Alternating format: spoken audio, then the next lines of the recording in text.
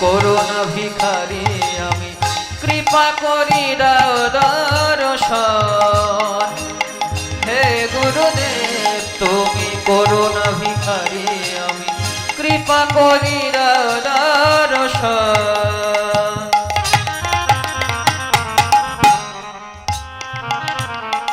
বন্ধে যদদ্বৈতং ব্রহ্মোপনিষদি তৎপশ্চাদনুভজাতময়ন্ত্রজামি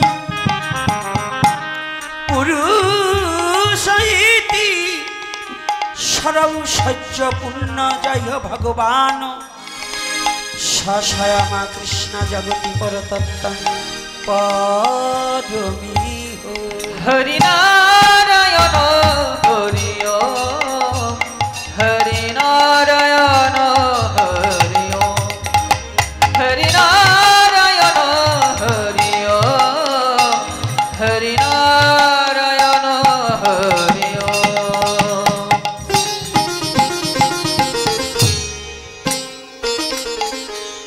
অনরিপিত চরিণী চিরা চরিণী চিরা করুণায় অবতীর্ণ কলৌ সমর্পয়ুতু সমর্পয়তু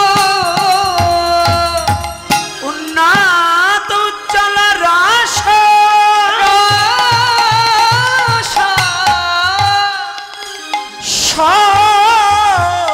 ভক্তি শ্রিয়ম হরিপুরট সুন্দর দুটি কদম্ব সন্দীপিত সদা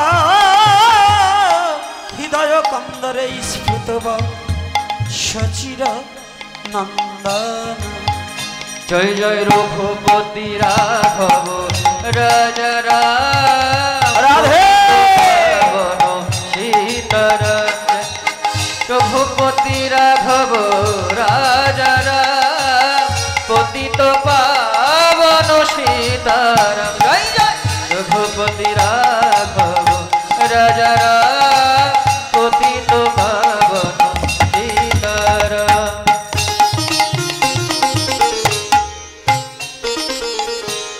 হে কৃষ্ণ করুণা সিন্ধু করুণা সিন্ধু দীন বন্ধ জগৎপতে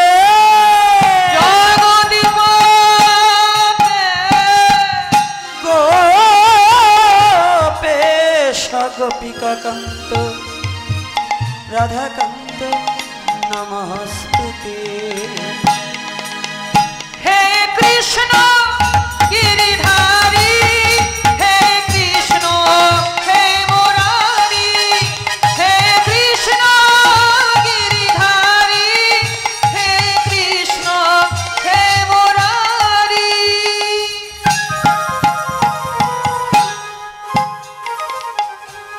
তপ্ত কাঞ্চন গৌরাঙ্গী রাধে বৃন্দাবনেশ্বরী বনেশ্বরী বৃষভানু সুতে দেবী প্রণামামি হরিপ্রিয়ে হে কৃষ্ণ গিরিধারী হে কৃষ্ণ হে মুরারি হে কৃষ্ণ গিরিধারী হে কৃষ্ণ হে মুরারি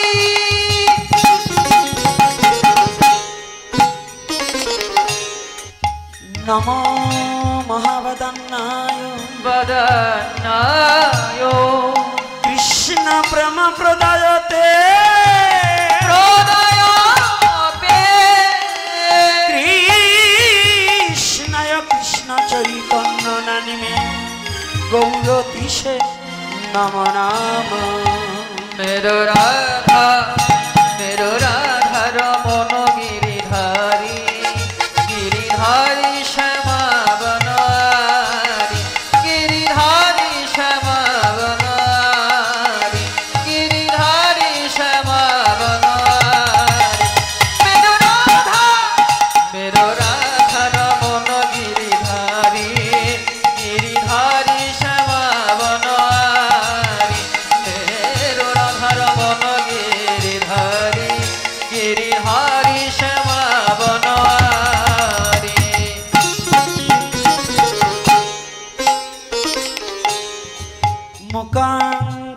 বাচালং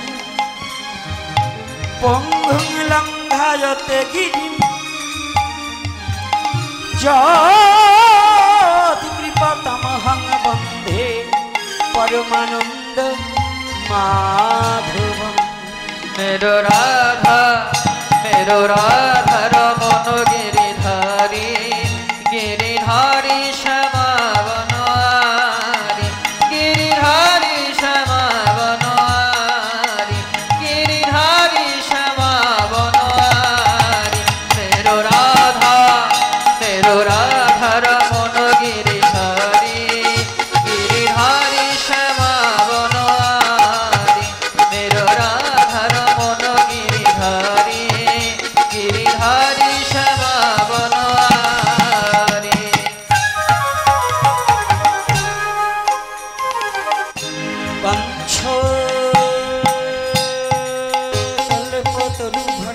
दुर्भाष कृपा सिंधु भय बचा भये बाचा पतितानां पावनेभ्यो सर्व वैष्णवेभ्यो नमो नमः। वैष्णवे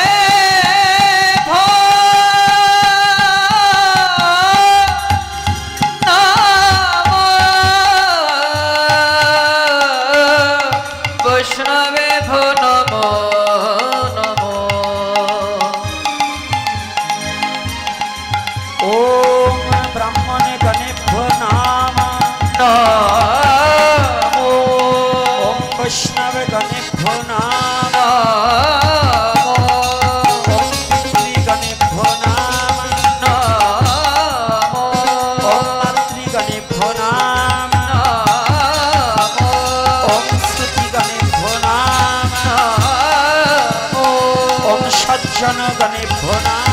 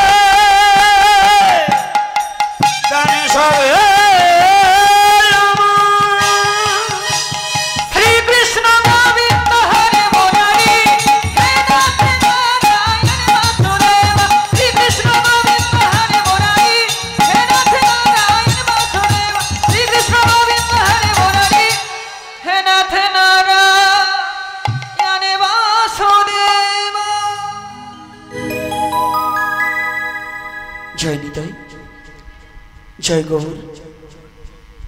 गौर हरि बोल। पुकुरिया मालोपाड़ार पंचम दिवस भागवती रास तृतीय रजनी। এই তৃতীয় রজনীতে দূর দূরান্ত থেকে ছুটে আসা ভক্ত ভক্তিমতী মা ও বাবার আমার সবার রাতুল চরণে এই হতভাগা দাসের সশ্রদ্ধ প্রণতি জ্ঞাপন করছি। আয় মা, আমি আলোচনার প্রারম্ভে চরণে হাত রেখে বলছি সকলে মস্তকগুলো ঢেকে বসুন। মায়েরা মস্তকগুলো ঢেকে বসুন, আর কথা বলবে না। আজ তৃতীয় রজনীতে হরিকথা আস্বাদনের জন্য যে আহ্বান করিয়াছেন, এই হরিকথার প্রবেশ করার আগে দুজন ব্যক্তিকে স্মরণ করতে হয়। পাঠক যতবার পরিবর্তন হবে ততবার এ দুজন ব্যক্তিকে স্মরণ করতে হবে। আর যদি একই পাঠক পঞ্চম দিন পর্যন্ত পাঠ করে তাহলে একবার স্মরণ করলেই হয়ে যায়। সে ব্যক্তি আর কেহ নয়, তিনি সর্বজন বন্ধেয় সনাতন ধর্মের শ্রেষ্ঠ ত্যাগী, যিনি মাতৃগর্ভ থেকে সমস্ত মায়াকে পরিত্যাগ করে বিশ্ব জগতে প্রকাশ পেয়েছেন। তিনি আর কেহ নয়, কৃষ্ণ দ্বৈপায়ন বেদব্যাস পুত্র শ্রীল সুখদেব গোস্বামী প্রভুপাদ। আমি প্রণাম জানাই তার শ্রীপাদ পদ্মে। দ্বিতীয়তে প্রণতি জানাই দাতা হোক যথাতথা, পাত্র চাই ভালো। পাত্র যদি ভালো না হয়, দাতা যত ভালোই হোক না কেন, ভালো জিনিস দান করুক না কেন, দানের কোনো মূল্যায়নতা থাকে না। থাকে কি বাবা? ঘি যত ভালো জিনিস হোক, যদি কেরোসিনের ভাণ্ডে দান করা হয়, তাকে আস্বাদন করা যাবে? রাখলে রাখা যাবে, কিন্তু আস্বাদন করা যাবে না। আজকে বক্তার চেয়েও গৃহীতা মানে শ্রোতাটা ভালোর প্রয়োজন। তো আজকে যাকে প্রথম স্মরণ করছি তিনি হচ্ছেন শ্রীল সুখদেব গোস্বামী প্রভুপাদ। দ্বিতীয় যাকে স্মরণ করছি তিনি আর কেহ নয়, যিনি মাতৃগর্ভে বসেই ভগবানকে দর্শন করেছে। মাতৃ জঠরে যার তনুখানা রক্ষা করবার নিমিত্তে, যার প্রাণকে রক্ষা করার নিমিত্তে ভগবান শ্রীকৃষ্ণ নিজে গিয়ে কোলে জড়িয়ে ধরেছিলেন। ভগবান যার তনুখানা কোলে নিয়ে বসেছিলেন,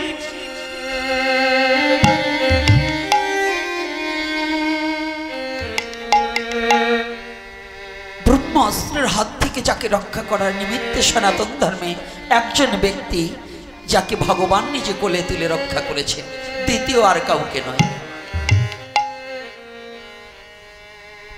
তিনি কি? তিনি আর কেহ নয়, পাণ্ডুকুলদ ভব রাজাধিরাজ মহারাজ মহারাজ পরীক্ষিত। আমি প্রণাম জানাই তার শ্রীপাদ। এইবার করি আত্মপরিচয়। যে ব্যাসাসন উপবেশন করে হরিকথা বলার জন্য আহ্বান করিয়াছেন, এই ব্যাসাসন উপবেশন করতে হলে কিছু জ্ঞান এবং কিছু গুণের প্রয়োজন। আমি সেই জ্ঞান এবং গুণ থেকে সসম্পূর্ণভাবে অযোগ্যজন। তবে শুনেছি পুরাণে মহিমা ব্যাখ্যানে অসম্ভব সম্ভাবে যদি সাধুগুরু বৈষ্ণবের কৃপা হয়। ভগবান যাহা দিতেন আরে ভক্ত তাহা দিতে পারে। ভগবান যেখানে পরাভূত, ভগবান যেখানে ব্যর্থ, তাহলে যদি অন্য ধর্মের লোক এখানে থাকে তারা ভাববে সনাতন ধর্মের ভগবানের কোনো শক্তি নেই। এটাই তো বলবে, কারণ ভগবান যেখানে পরাভূত, ভগবান কোনো কাজে কি পরাভূত হয়? রাধে রাধে হতে পারে? হতে পারে না। তাহলে এখানে কেন শাস্ত্রকার বললেন মহাজন গতস্য পন্থা? মহাজন কি তাহলে ভুল বললেন? না, মহাজন কখনো ভুল বলেন। তাহলে এখানে একটা বিশেষ তাৎপর্যপূর্ণ আলোচনা রয়েছে, যে আলোচনাটা সাধারণ জ্ঞানের দ্বারা এটাকে উপলব্ধি করা যাবে না। আর উপরে আমি বলে দেব, যখন সময় আসবে মালা আগে ভগবানকে পড়াতে হবে, তারপরে।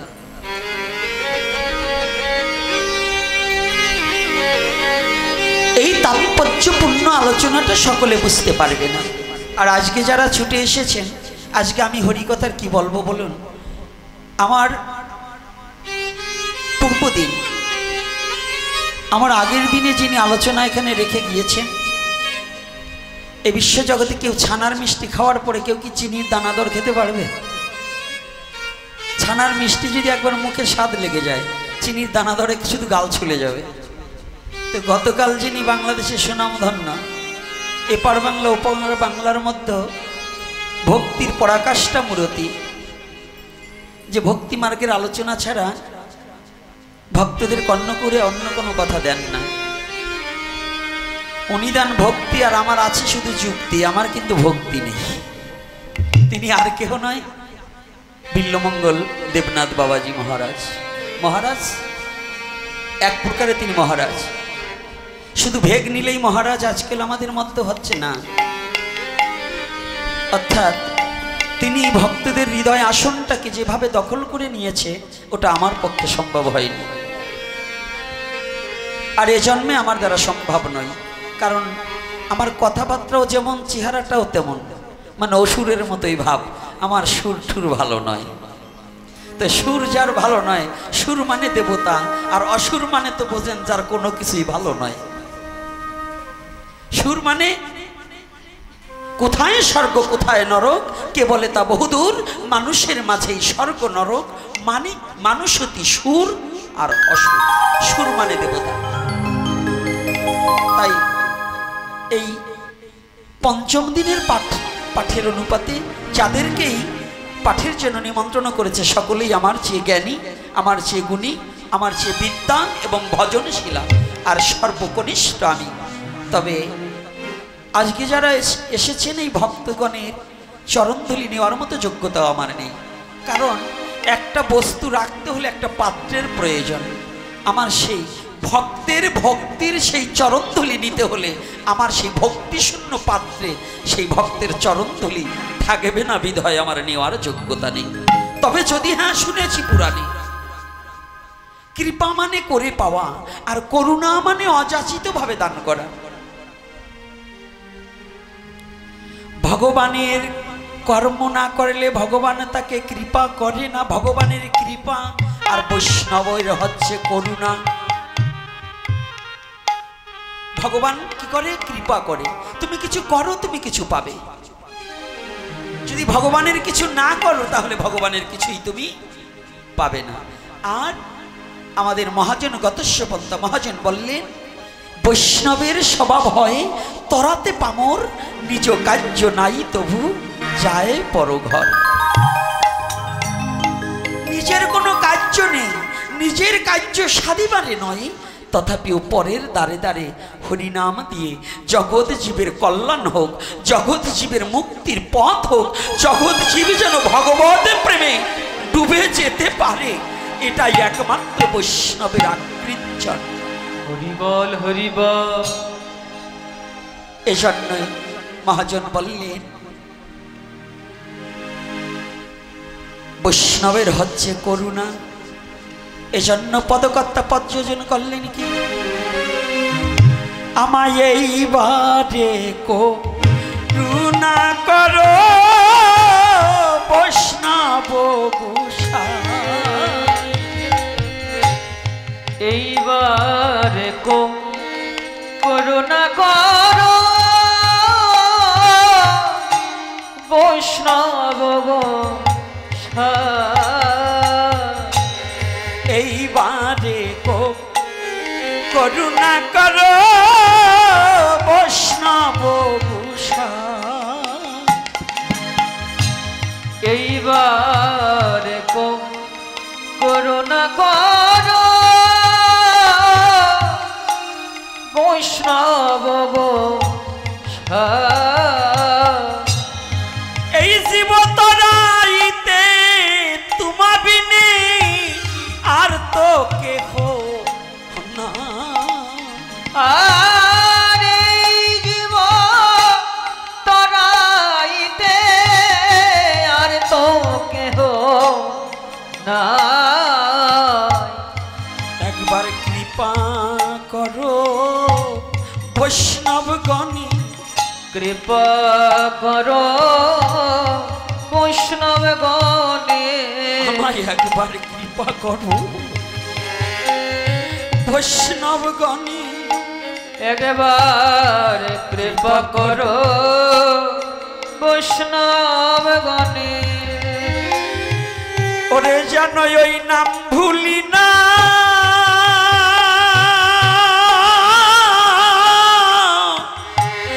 আমি কোন দিনে, আমায় বই কৃপা করো বৈষ্ণব গণে, ওই নাম ভুলি না,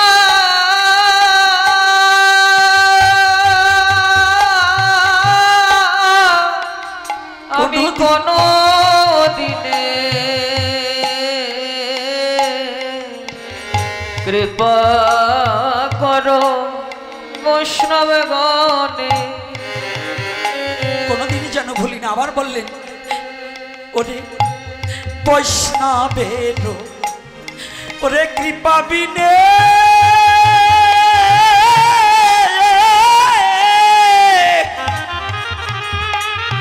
সেধান কেউ পেল না কোনো দিনই, বৈষ্ণব কৃপা বিনে সে ধন কেউ সে ধনে কেউ পেল না কোনো দিনে। এই বৈষ্ণবের ওরে কৃপা বিনে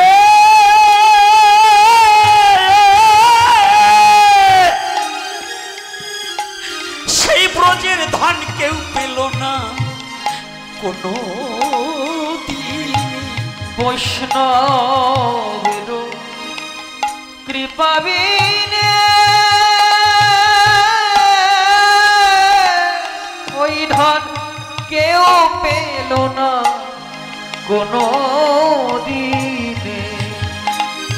অধম বলে ওই চরণ থেকে ফেলে দিও না আমায় অধম বলে চরণ থেকে ফেলে দিও না।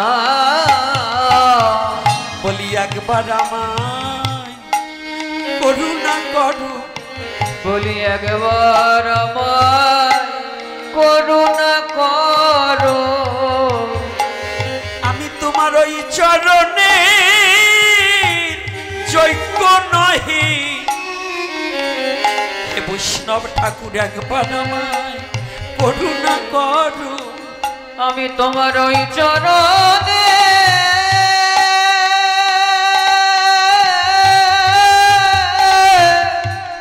যোগ্য নহে একবার মোরে করুণা করো। বৈষ্ণবের অযাচিত প্রেম, অযাচিত দয়া,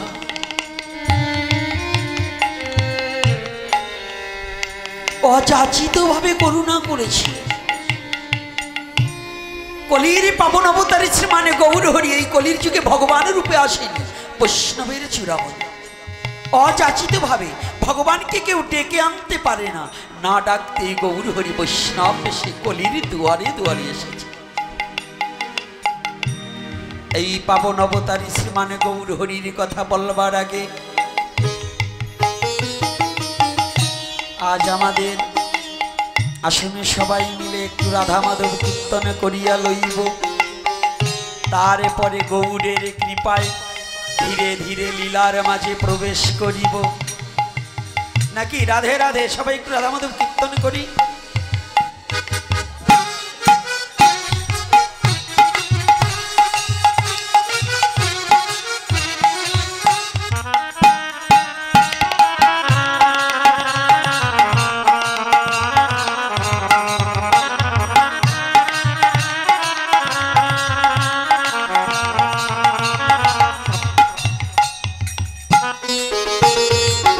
যাদের ভগবান কৃপা করে দুখানা হস্ত দিয়েছে, যাদের ভগবান করুণা করে একখানা বদন দিয়েছে,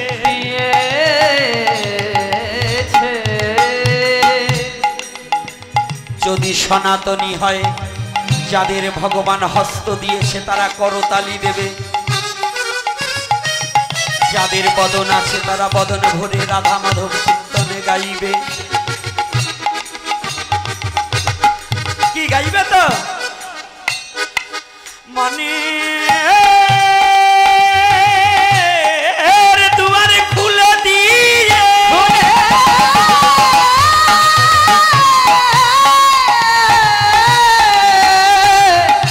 খুলে দিয়ে এই প্রাণের দুয়ারে খুলে দিয়ে ভগবানকে ডাকিতে হয়। মান খুলে ডাকিলে পরে, ডাকিলে পরে ভগবান কি আর থাকিতে পারে, থাকিতে পারে।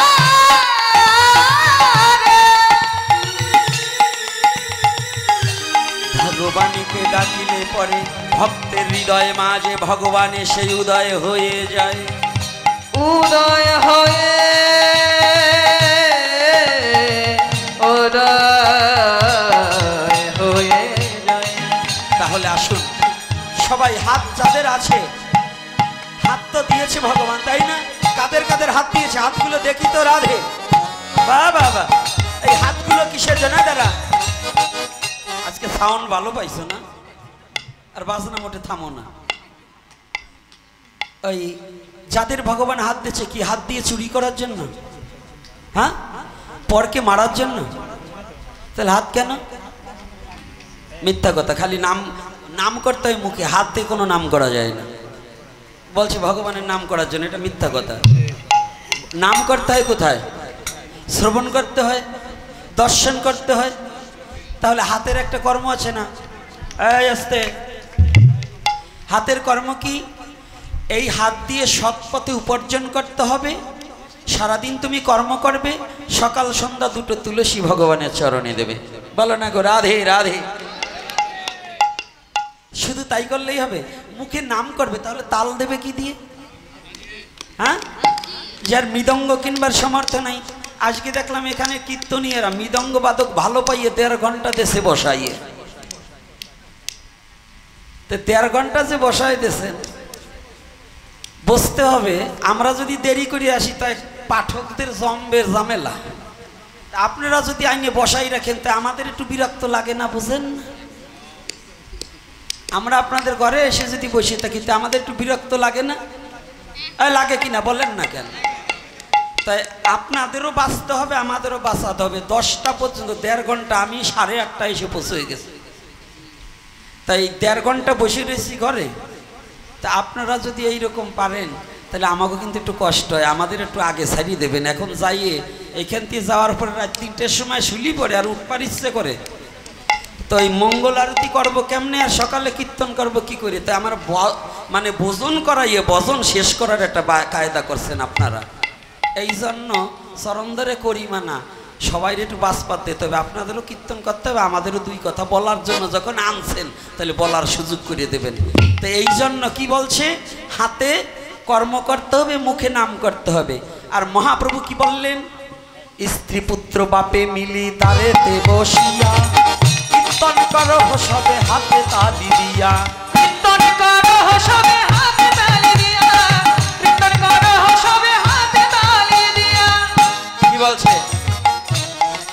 কীর্তন করতে হলে কি করতে হবে?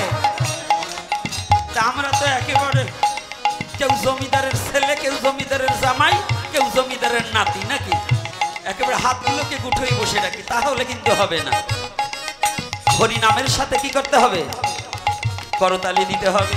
তাহলে এইবার দেখবো কাদের হাতে ভগবান শক্তি দিয়েছে আর কাদের হাতে দেয়নি, এইবার দেখা যাবে নাকি? দেখবো তো। রাধে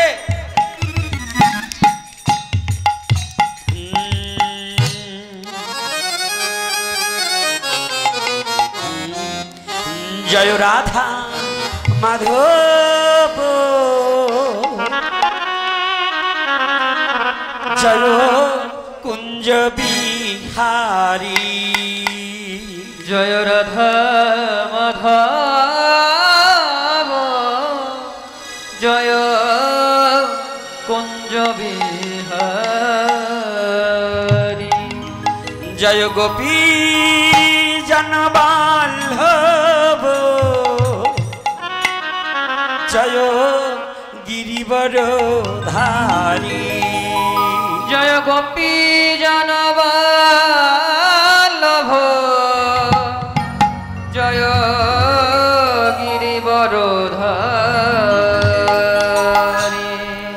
জয় রাধা মাধব জয় কুঞ্জ বিহারী। জয় রাধা মাধব জয় কুঞ্জ বিহারী। জয় গোপী জনবল্লভ জয় গিরিবরধারী। জয় গোপী জনবল্লভ জয় গিরিবরধারী।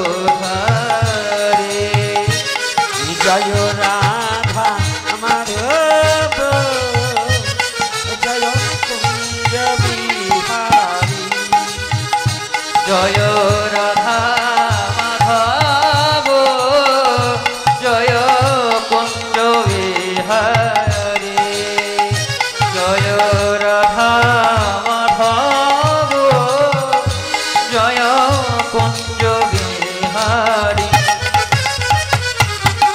যশোদানন্দনা ব্রজ জনরঞ্জন যশোদানন্দন ব্রজ জনরঞ্জন যশোদানন্দনা ব্রজ জনরঞ্জন যশোদানন্দন ব্রজ জনরঞ্জন যমুনা তীর বনচারী যমুনা তীর বনচারী হে যমুনা তীর বনচারী যমুনা তীর বনচারী জয় কুঞ্জ বিহারী জয় রাধা মাধব জয় কুঞ্জ বিহারী জয় রাধা মাধব জয় কুঞ্জ বিহারী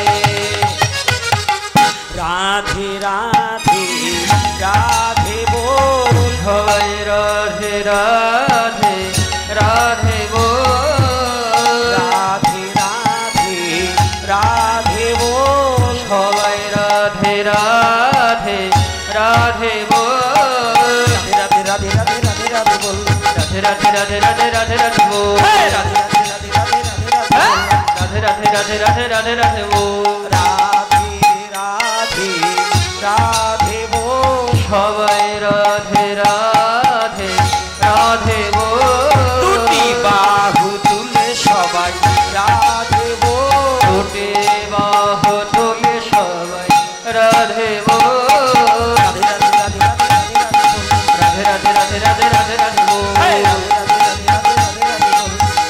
রাধে রাধে রাধে রাধে বল রাধে রাধে রাধে রাধে রাধে বল রাধে রাধে রাধে বল রাধে রাধে রাধে বল রাধে রাধে রাধে বল রাধে রাধে রাধে বল রাধে জয় রাধে জয় রাধে জয় রাধে জয় রাধে জয় রাধে জয় রাধে জয় রাধে পরম পুরুষ পরমেশ্বর ভগবান শ্রীকৃষ্ণ কি জয় প্রেমময়ী শ্রীমতী রাধা রানী কি জয় প্রেমের ঠাকুর ভগবান গৌর হরি কি জয় আজকের হরি কথা কি জয় আগত ভক্ত বৃন্দ কি জয় সনাতন ধর্ম কি জয় জয় নিতাই গৌর হরি বল।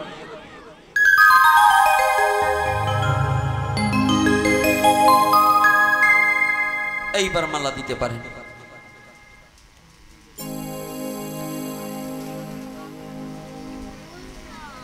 এখন মা যদি ছেলে হিসেবে দেয় নেওয়া যায়, কিন্তু পাঠক হিসেবে গোসাই হিসেবে দিলে নেব না, কারণ মায়েদের হাতে মালা পরা উচিত না।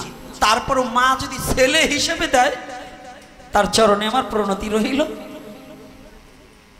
জয় নিতাই।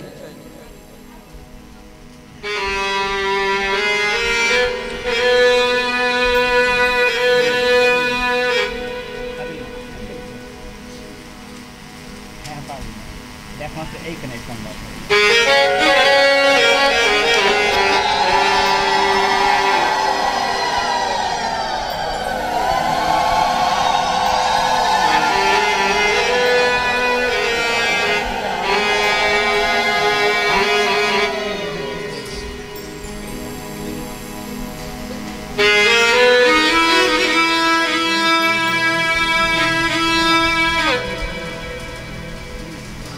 মা পায়ে হাত দেবে না, মায়েদের চরণ তলে সন্তানের মস্তক থাকবে। জয় নিতাই। মা তো মাই হয়।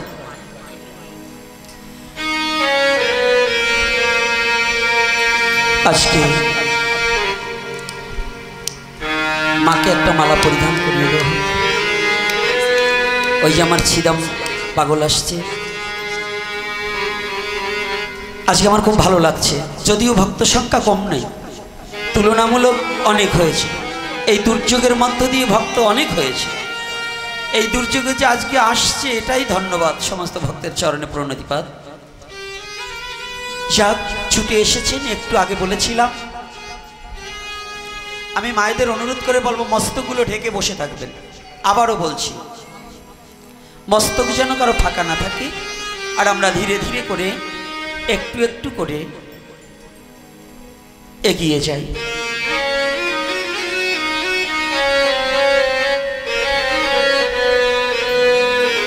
এই কলির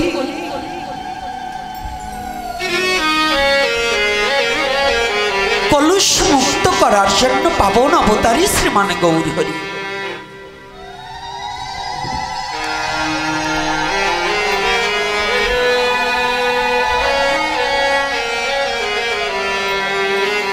একবার করে উলুধ্বনি দেবে, এখন আর বেশি না। এখন আজকে কথা শোনো, এখন যতটুকু সময় থাকবে উলুধ্বনি দিয়ে সময় কাটালে তোমরা কথা শুনবা না। আজকে একবার করে উলুধ্বনি দিতে, জয়ের ধ্বনি উলুধ্বনি দিতে হবে, তবে একবার। ওই 3 বার 7 বার এ কোনো নিয়ম নীতি নেই। এ দেশে উলুধ্বনি দিচ্ছ, ভারতে দক্ষিণ ভারতে উত্তর ভারতে গেলে উলুধ্বনি চলে না, এ বাঙালিদের উলুধ্বনি। হ্যাঁ, ভারতবর্ষের উত্তর ভারত দক্ষিণ ভারতে কিন্তু উলুধ্বনি নেই। আরো মন্দিরে গিয়ে উলুধ্বনি দিলে তারা আরো ব্যঙ্গত্বক মনে করে, তারাও ভেঙায়। পরে বলছি ও ব্যাপারে। কলির কলুষ বিনাশ করবার নিমিত্তে কলির পাবন অবতারী শ্রীমান গৌর হরি।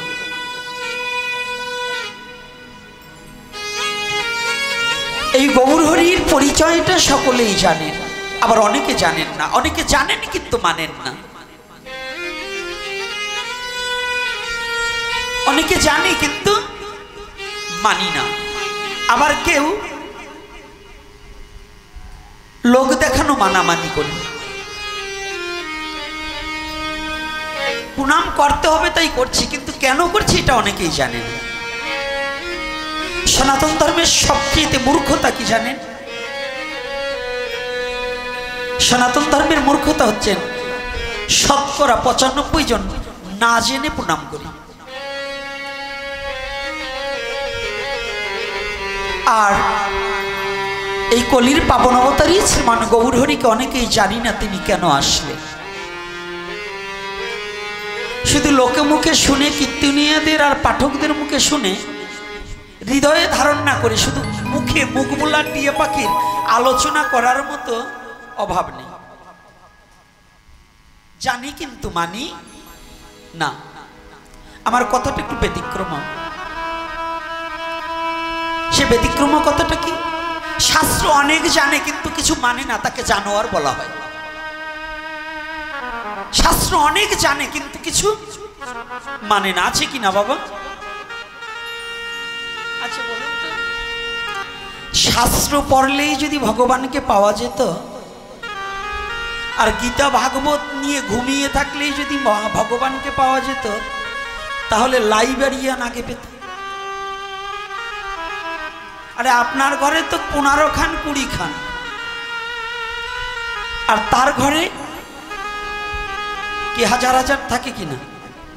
তাহলে যদি ভাগবত গীতাকে শুধু কোলে করে নিয়ে ঘুরলে, আর যদি ঘরের ভিতর রেখে ওই দোকানে তুলসী দিতে দিতে, সনাতন ধর্মের ধর্ম এখন হয়ে গেছে কাপড়ে বাঁধা ধর্ম। কাপড়ে বাঁধা ধর্মটা বুঝতে পেরেছেন? গীতা একখানা বড় কিনছে, বড় গীতা কিনছে। কত টাকা? আমি 1000 টাকা দিয়ে একটা গীতা কিনেছি। ওই কাগজে কাপড়ে বেঁধে তুলসী আর ওই ফুল জল শুদ্ধ আর চন্দন ঘষে দিতে দিতে দেখবেন 65 খান পৃষ্ঠা ছিঁড়ে গেছে। অনেকের বাড়ি দেখছি গীতা 65 খান পৃষ্ঠাই নাই। যদি বলা হয় প্রথম অধ্যায় থেকে অধ্যয়ন করো, তাহলে হাতায় থেকে প্রথম অধ্যায় যে কোথায় গেছে প্রথম অধ্যায় তা খুঁজেই পাওয়া যায় না। বোঝেন কি ভক্তির ভক্তি? ও মা, এই অবস্থা কেন? আমি প্রতিদিন ফুল তুলসী দেই। তো প্রতিদিন যদি ফুল তুলসী দাও, দেখি শ্রীমদ্ ভগবত গীতাখানা কি শুধু ফুল তুলসী দেওয়ার জন্য, অধ্যয়ন করার জন্য না? তো অধ্যয়ন যদি করবে, তাহলে যে ছিঁড়ে ফেলেছে তুমি অক্ষর কোথায় পাবে? কষ্ট পাবেন না, আমার কথাগুলো একটু বেহারা হবে। দেখি গৌর হরি কোথায় নেয়, তারপরে তো তদ্রূপ অতিরিক্ত জানার সে কিঞ্চিত জেনে যদি সেটাকে মান্য করা যায়, তাহলেই নাকি আগে জানবো পরে মানবো। যদি নাই জানা থাকে তো মানবো কি করে? মানতে পারবো? তাহলে আমাদের কি আগে জানবো না মানবো? আমাদের সনাতন ধর্মের সবচেয়ে আলোচক এবং পাঠক বৃন্দ এবং প্রচারক বৃন্দ এবং গুরু গোসাই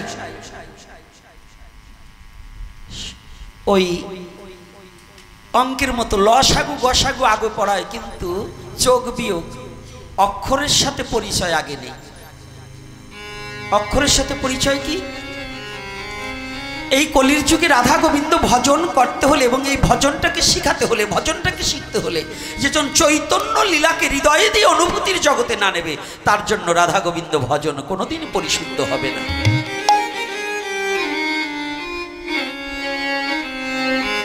রাগ করবেন না, মা যেন কষ্ট পায় না। এবং আজকে যদি কোনো ব্রাহ্মণ থাকেন, ব্রাহ্মণ বাবা থাকেন, আমার কথায় অপরাধ ক্ষমা সুন্দর দৃষ্টিতে দেখবেন। আমি কোনো ব্রাহ্মণকে ছোট করার জন্য না, কোনো জাতিকে যেন আমার জীবনে মন থেকে যেন ছোট করতে না চাই, কিন্তু সত্য কথাটাকে যেন আমি এড়িয়ে না যাই, সেটাকে যেন বাস্তবের সাথে রূপ দিয়ে যেন আমি তুলে ধরতে পারি। কারণ ব্রাহ্মণকে অসম্মান করার মতো যোগ্যতা পৃথিবীতে কারো নেই। একজন বৈষ্ণবকে অসম্মান করার মতো যোগ্যতা পৃথিবীতে কারো নেই। আর ব্রাহ্মণ আর বৈষ্ণবে কোনো ভাগ থাকে না, প্রভেদ থাকে না। যদি প্রকৃত একজন ব্রাহ্মণ হয় আর প্রকৃত একজন বৈষ্ণব হয়, এ দুয়ের মধ্যে কোনো হিংসা থাকে না। এজন্য আমি আগেই ক্ষমা চেয়ে নিচ্ছি। কেন? অনেকে না বুঝে ভুল ভিতরে ভুল ভাবনাটা নিয়ে আমার প্রতি অনেক সময় একটু কষ্ট পেয়ে থাকে। আমি ওদিকে যাবার চাই না, তথাপিও গৌরাঙ্গ লীলা বলতে গেলে অনেক সময় ঝড়, গাছ যেটা বড়, ঝড় তো সেটাই লাগে। সনাতন ধর্মের আগে যাজন যজন এগুলো কিন্তু ব্রাহ্মণ সম্প্রদায়ের মধ্যেই ছিল, নাকি? এটা তো আর অস্বীকার করতে পারবেন না, নাকি মা? তাহলে এই জন্য ঝড়টা ওখানেই লাগে। এখনো বর্তমান এই কলির পাবন অবতারী গৌরহরিকে অনেকেই মেনে নিতে পারছে না, অনেকেই পারছে না, এবং গৌরাঙ্গ মহাপ্রভুকে সহ্য করে নিতেও পারছে না। কিন্তু সমাজে যারা গুরুগিরি, যারা যাহাই করুক, একটিবার কি ভেবে দেখেছে কলির পাবন অবতারী আমাদের আগে যুগ সন্ধিক্ষণে যুগ বিশেষজ্ঞ হতে হবে এবং যুগের সমন্বয়ে আলোচনা করতে হবে। এটা কোন যুগ? দেশ কাল পাত্র। আমাদের দেশ কাল পাত্র বিবেচনা করে আলোচনা না করলে খাবে না। কৃষ্ণ বলে শুধু কাঁদলেই কাজ হবে না। গৌর বলে কাঁদলে কি আর গৌর পাবি? কাঁদলেই গৌর পাওয়া যায় না। গৌরের স্বরূপ জেনে ডাকলে পরে গৌরকে তুই দেখতে পাবি। গৌর বলে কাঁদলেই কি আর গৌর পাবি? গৌরের স্বরূপ জানতে হবে। গৌরের স্বরূপ কি?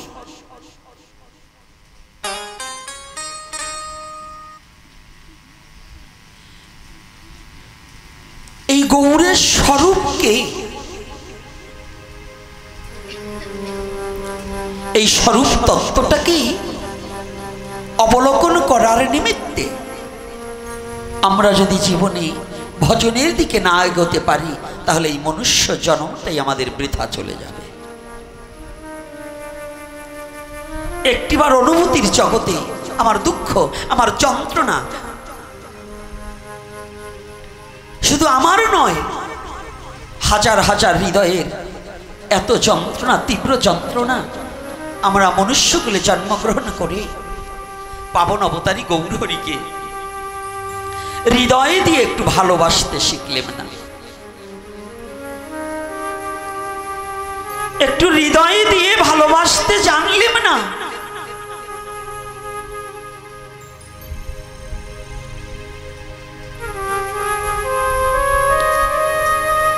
ভালোবাসার ধর্মটা কি জানি? গৌরের স্বরূপ সেই জানতে পারবে। গৌর যে নির্দেশ দিয়েছে, এই নির্দেশ অনুসারে যদি কর্ম করে সেই পথে এগোনো যায়।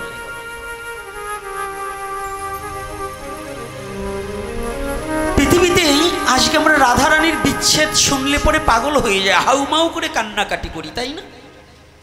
করি কি না? রাধা বিচ্ছেদ শুনলে পরে কে বলছে?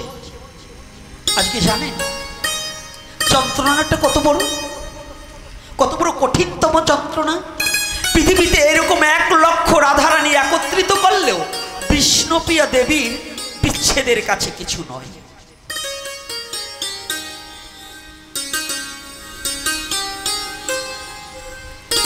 এক লক্ষ রাধারানীকে একত্রিত করলেও বিষ্ণুপ্রিয়া দেবীর বিরহের কাছে রাধার বিরহ কিছু নয়।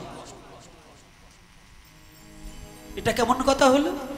যারা ভগবান রাধা গোবিন্দকে ভালোবাসেন তারা তো হয়তো আমার প্রতি একটু ক্ষুণ্ণ, আমি কি ভালোবাসি না? না, আমি ভালোবাসার মতো যোগ্যতা অর্জন করতে পারি।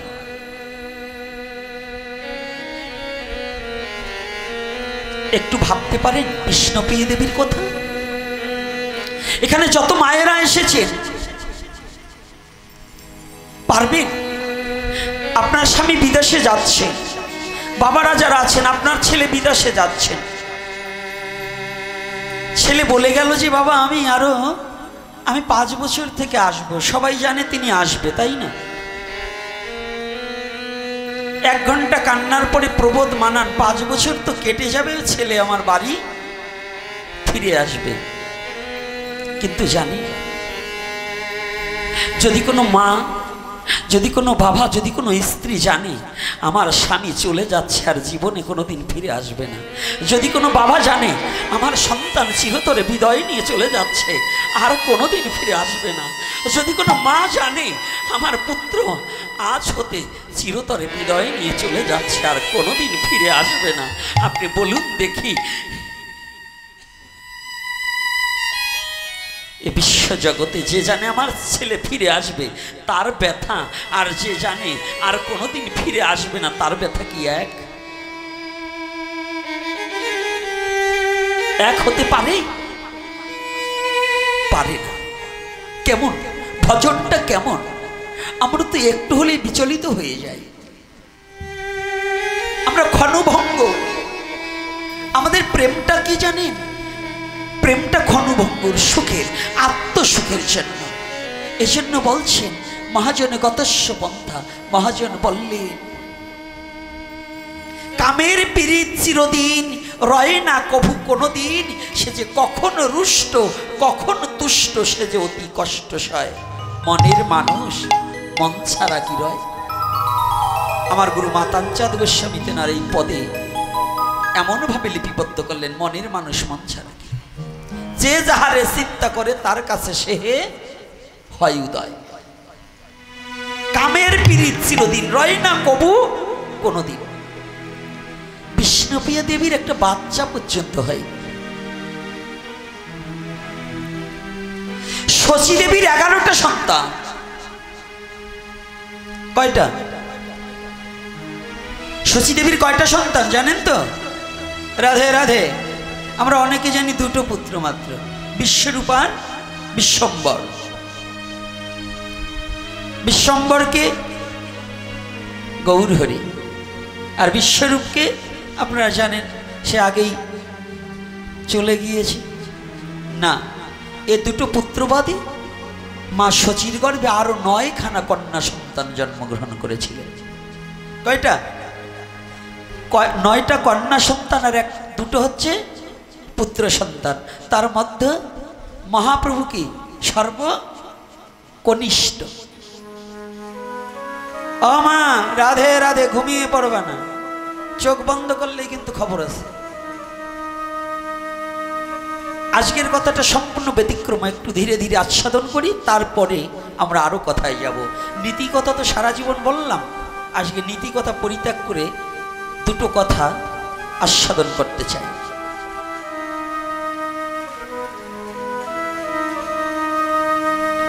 সবাই জানেন নিশির শেষে ফাঁকি দিয়ে নিমাই যায় সন্ন্যাসী হয়ে, এটাই লীলা কীর্তনীয়রা গায়। লীলা কীর্তনে ভুল সিদ্ধান্ত দেওয়া আছে। আমার মহাপ্রভু কোনো চর্যবৃত্ত আচরণ করেনি, মহাপ্রভু কোনো মিথ্যা কথা বলেনি, মহাপ্রভু কাউকে ঠকায়নি।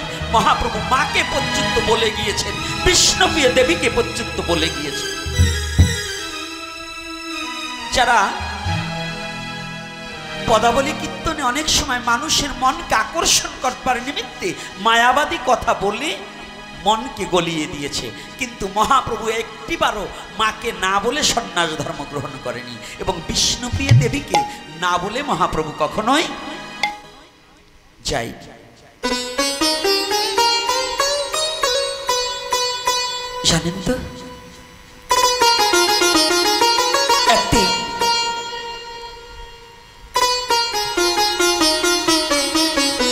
অদ্বৈত প্রভু আর নিত্যানন্দ প্রভু মিলে মহাপ্রভু সন্ন্যাস নিয়ে চলে যাওয়ার পরে বিষ্ণুপ্রিয়া দেবীর ব্রত আরম্ভ হল। আজকে মায়েরা ভালো করে জানবেন, আমাদের সনাতন ধর্মের বর্তমান অবস্থার সনাতন ধর্মের শুদ্ধ সনাতনী যারা সত্যিকারের সনাতনী, তাদের অবস্থাটার এখনকার মেলস্য সনাতনী এক নয়। কি কথা কি বলা যাবে না যাবে না? আলোচনা করব না? হ্যাঁ, বলা যাবে তো? ওই যে আমার ইসলাম ধর্মের এক বাবা বলছে, হ্যাঁ এটাই শুনবো। বাহ, চমৎকার কথা। আগের সনাতনী আর এখনকার সনাতনীর ডিফারেন্স কেমন জানেন? ও মায়েরা, আগে স্বামী যদি পরিত্যাগ হয়ে যেতেন মায়েরা ব্রত নিতেন, আর এখনকার মায়েরা ব্রত নেয় কি জানেন? স্বামী মারা যাওয়ার আগে তো সাজুগুজু যা করতো না করতো, মারা যাওয়ার পরে ডাবল করে সাজায়। আর আজকে চৈতন্য চরিতামৃত থেকে যে সিদ্ধান্তবাদ আসছে, এটা একটু ভালো করে আস্বাদন করতে হবে। সনাতন ধর্ম আপনাকে কি শিক্ষা দিলেন? পৃথিবীর সনাতন ধর্ম যা আপনাকে শিক্ষা দিতে পেরেছে, পৃথিবীর কেউ আপনাকে সেই শিক্ষা দেওয়ার মতো যোগ্যতা রাখে না। সনাতন ধর্ম আপনাকে যা দিতে পারবে পৃথিবীর কেউ দিতে পারবে না। কিন্তু আপনি সনাতন ধর্মে জন্মগ্রহণ করেও যদি সেটাকে না মানেন, তাহলে তো সনাতন ধর্ম দায়ী নয়। কি দায়ী? মায়েরা কেউ কিন্তু আমার প্রতি কষ্ট পাবেন না, আজকের আলোচনাটা একটু ব্যতিক্রম। বিষ্ণুপ্রিয়া দেবী সম্বন্ধে তার স্বামী থাকাকালীন তার অবস্থাটা কি ছিল আর তার বাসনাটা কি, এই সম্বন্ধে যদি আমরা জানতে পারি, নারী পুরুষ উভয়ের কিন্তু মানব জীবনটা একটু পরিষ্কার হবে।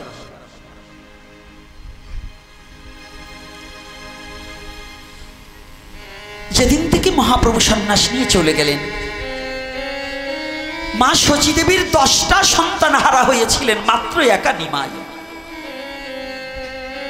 পুত্রহারা শোকে মা শচীদেবী পাগলের মতো হয়ে গেছে। কিন্তু যাওয়ার আগে নিমাই কথা দিয়েছিল, মা গিয়ে নিমাইকে জড়িয়ে ধরলেন। নিমাই, তুই বিনে তো বিশ্ব জগতে আমার কেউ নেই। ও নিমাই,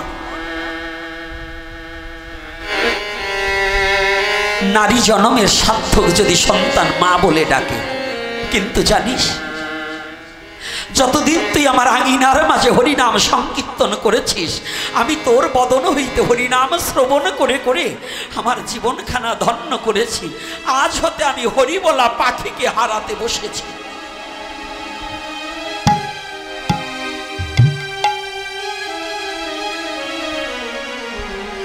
আর জীবনে হয়তো তোর বদন হতে আমি হরিনাম শ্রবণ করতে পারবো না, আর তোকে আমি কোনোদিন দেখতে পাবো না।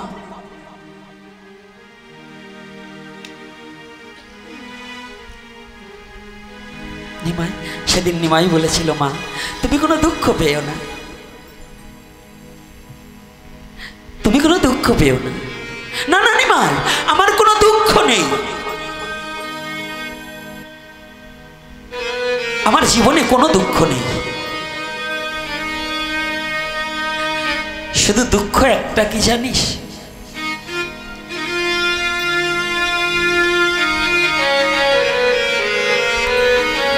জীবনে যেদিন আমার শেষের দিনটা ঘনিয়ে আসবে, আমি খাবারের চিন্তা নয়, আমি বস্ত্রের চিন্তা নয়, শুধু জীবনে আমার একটা চিন্তা, যেদিন আমার বলতে কেউ থাকবে না, যেদিন সবাই আমাকে ফাঁকি দিয়ে যাবে, যেদিন আমার যাবার সময় ঘনিয়ে আসবে, সেদিন কে আমার বদনে একটু মধুমাখা হরি নাম শোনাবে?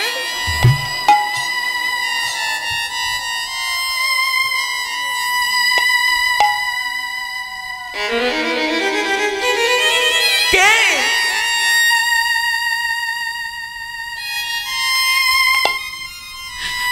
জীবনে তো আমাকে হরিনাম শোনাবার আর কেউ নেই। নিমাই, না না, তোকে আমি সন্ন্যাস নিতে নিষেধ করব না। কেন জানিস? যেদিন থেকে তোকে আমি বক্ষে পেয়েছিলাম, সেদিন থেকে জেনেছিলাম তুই শুধু আমার একার নিমাই নয়, তুই যে বিশ্ব জগতের নিমাই। তোকে আমি একা রাখতে পারবো না। আমার এই দুটো চোখের জলের মায়ায় তুই আমার কাছে থাকবি। তুই তাকিয়ে দেখ, লাখে লাখে ভক্ত যে তোর জন্য ডাকছে, তোকে তোকে ডাকছে। আমার দুটি নয়নের চোখের, আমার এই দুটি নয়নের জলের দাম দিতে গিয়ে তুই কি হাজার, এই লাখো লাখো চোখের জল কি নিষ্ফল করে দিবি? না, চলে যা। তবে আমার একটা নিবেদন, যেদিন আমার শেষের দিন হবে না, সেদিনই যেন আমার সম্মুখে তোকে একটিবার দেখতে পাই। দেখতে আমি জানি সেদিনই তোকে দেখতে পাই। তবু মা তো নিমাই চলে গেলেনি, কিন্তু ভিতরের আগুনটা তো নিভছে না।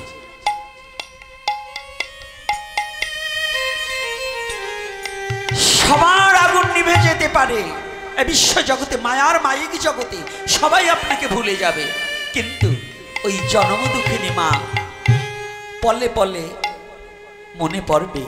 একটা জিনিস রান্না করলেও যে সন্তান যে দ্রব্যটা ভালো খায়, ওই সন্তানের কথাটা ওই দ্রব্যটা রান্না করলেই তার মনে পড়ে যায়। পড়ে না বাবা? কি মা, পড়ে কি না? অনেক মায়েরা আছে সন্তান বিদেশে থাকলে ওই ছেলে যে জিনিসটা খেত ওই মার খেতে চায় না। আজকে শচী দেবীর অবস্থা তত্র। এদিকে বিষ্ণুপ্রিয়া দেবীর কর্ম কি? প্রতিদিন নিমাই যেদিন থেকে চলে গিয়েছে সেদিন থেকে হরিনাম করছে, আর একটা করে চাল আর একটা পাত্রে রাখছে সারাদিন। দেখুন, আমাদের বৈষ্ণবদের ব্রাহ্মণদের যত নিয়ম নীতি, ভক্তের এত নিয়ম নীতি লাগে না। ভালো করে জানবেন, ভক্ত কোনো ব্রাহ্মণ না, ভক্ত কোনো বৈষ্ণব না, ভক্ত আলাদা জগতের। ভক্তের কোনো ভেদাভেদ থাকে না। এই জন্য চৈতন্য চরিতামৃতে বলছে, যেই ভজে সেই ভক্ত, আর সব ছাড়, কৃষ্ণ ভজনে নাই জাতি কুলাদি বিচার। হরি বল, হরি বল। কৃষ্ণ ভজনে কোনো জাত পাত কুল মান কিছুর প্রয়োজন হয় না। কেন? এখানে তার প্রমাণ। কোনো বন্ধকতায় তাকে আটকিয়ে রাখা যায় না। কি করি? আমরা জানি ভোগ লাগাতে হয় কয়টায় গো পণ্ডিত মশাই? কয়টায়? 12টায় মধ্যাহ্ন সময়, তাই তো? এই যে পণ্ডিত দুজন বসাইছি, মানে একেবারে ক্রিমিনাল পণ্ডিত। তো এই ক্রিমিনাল পণ্ডিতরা বোঝেন, যদি বলে 12:30টায়, তা বলবে না, কয় সূর্য যখন মাথার উপর। বোঝেন কত বড় পেয়াস গো ভিতর। এই পণ্ডিতরাই সমাজটা রেখাইছে। এই দেশের মধ্যে যত পণ্ডিত দেখবেন, এই শয়তানের গোড়া সেই কয়টা। সরল মানুষ যারা ওই পণ্ডিতি পেশের মধ্যে আটকাইয়ে, তারা ওরা যা বুঝায় তাই আমাকে বুঝতে হয়। তো এই জন্য এখন আর সেই দিন গেছে, তোমাকে ওই পণ্ডিতে পেশে আর কোনো কাজ হবে না। কি হবে বাবা? এই শয়তানি পেশে কাজ হবে? পণ্ডিতের কাছে যাবেন, অমুক এই পাপ করছে, আমি 4খানা পাতি আনছি, ওই এক মন্ত্রই লেখা। 4খানা পাতি আনছি, ওই 4 জনের ওই প্রাচিত্যের ব্যবস্থা, একই মন্ত্র, কিন্তু পাপ আলাদা আলাদা, কর্মগুলো আলাদা আলাদা, কিন্তু পাতি দেখছি একই মন্ত্র।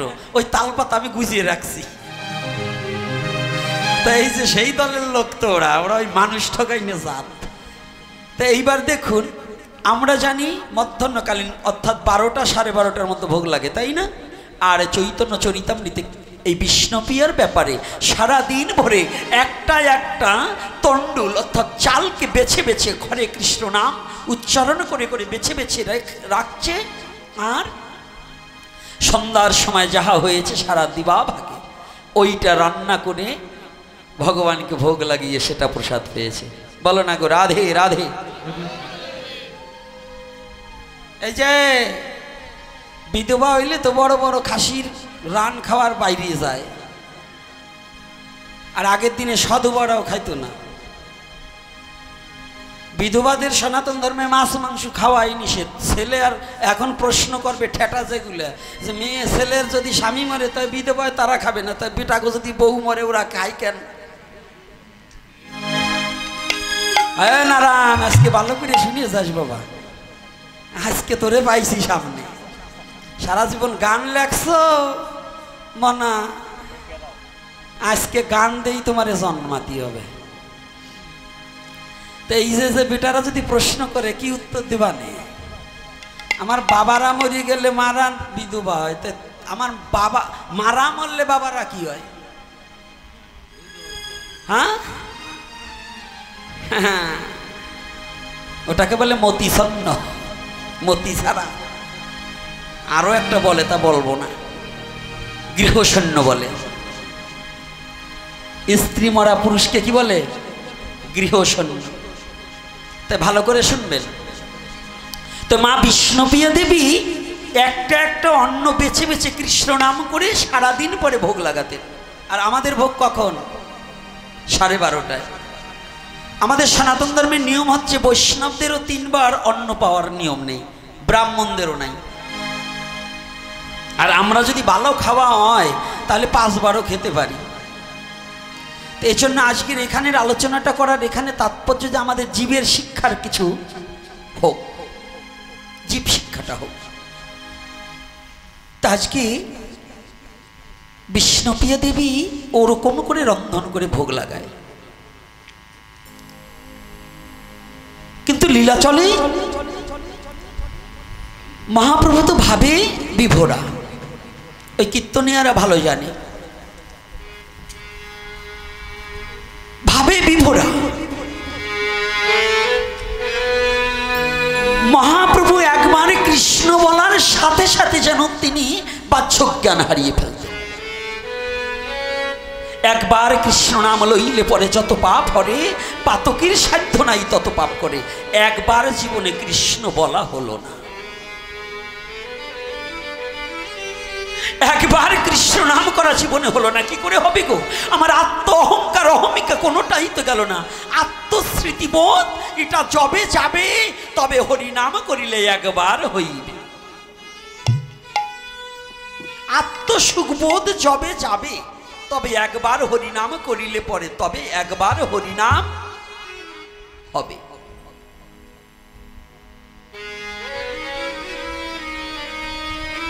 নিত্যানন্দ প্রভু আর অদ্বৈত প্রভু মনে মনে চিন্তা করলেন, শচী দেবীকে মহাপ্রভুকে শেষবারের মতো একবার দর্শন করাই। মিথ্যা কথা বলে শান্তিপুরে মহাপ্রভুকে নিয়ে আসলেন। একটা মিথ্যা কথা বলছে, কি মিথ্যা কথা? আবার মিথ্যা নয়। মহাপ্রভু বলছে কাহা বৃন্দাবন। রাখালগণকে নিত্যানন্দ প্রভু শিখিয়ে দিয়েছে, আইস রাখালগণ, তোদের কাছে যদি মহাপ্রভু জিজ্ঞাসা করে কোন দিকে বৃন্দাবন, তোরা বৃন্দাবনের পথে দেখাবি না, তোরা দেখিয়ে দিবি শান্তিপুর অভিমুখী, শান্তিপুরের দিকে যেন দেখিয়ে দিবি। ঠিক মহাপ্রভু যখন হরে কৃষ্ণ নাম করিতে করিতে পাগল পাড়া হয়ে গেছে, অমনি রাখালরা খেলা করছে।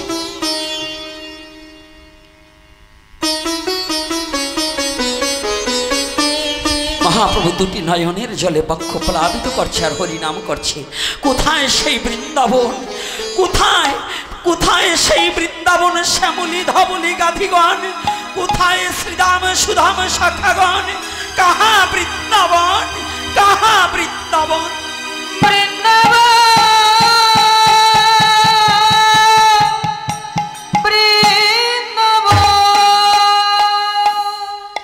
বৃন্দাবন কোন দিকে?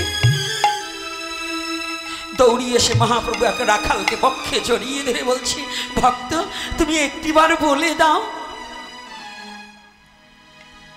আমি শ্রীধাম বৃন্দাবনে যাব, বৃন্দাবন কোন দিকে যেতে হয় আমাকে একটিবার বলে দাও। নিত্যানন্দ প্রভু ইশারা দিয়ে বলে দিলেন, তোমরা শান্তিপুরের দিকে দাও। রাখালরা বললেন, প্রভু গো, ও প্রভু, এদিকে বৃন্দাবন। যখনই বৃন্দাবন অভিমুখী করে মহাপ্রভু জানে বৃন্দাবন, আর অদ্বৈত প্রভু আর নিত্যানন্দ প্রভু দুজনে জানে যাচ্ছি শান্তিপুরে গমন। যেদিন গঙ্গার পারে মহাপ্রভু এসে উপনীত হয়েছিল,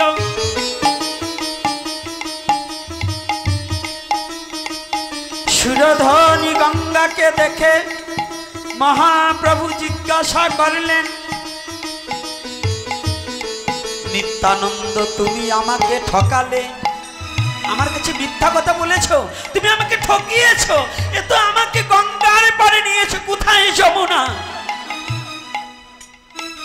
প্রভু, ও প্রভু, তুমি বৃন্দাবন খুঁজছো, তুমি বৃন্দাবনের কথা বলছো, তুমি যেথায় সেটাই তো মধুর বৃন্দাবন, আর গঙ্গা যমুনা চাচ্ছ? তোমার এই দক্ষিণ নেত্রখানা গঙ্গা আর বাম নেত্রখানা যমুনা। যমুনা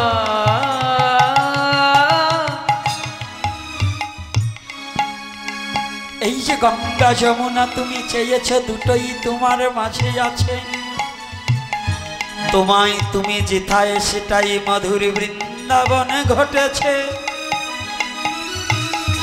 অদ্বৈত প্রভু ধরিল চরণ, প্রভু তুমি মম গৃহে করো হে গমন, করো হে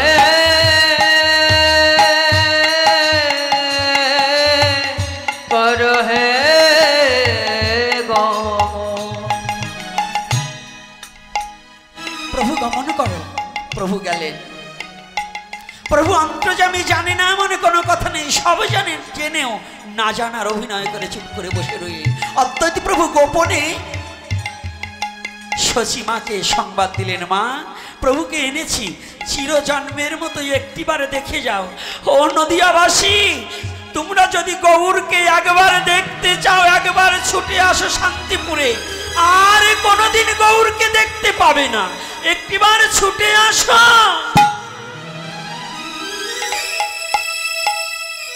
মহাপ্রভু বললেন, অদ্বৈত,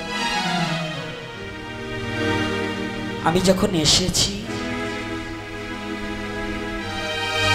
একটিবার মাকে একটু সংবাদ দাও। কিন্তু একটিবার ভুলেও শচী দেবী কথা বললেন, কিন্তু বিষ্ণুপ্রিয়া দেবীর কথা বললেন না।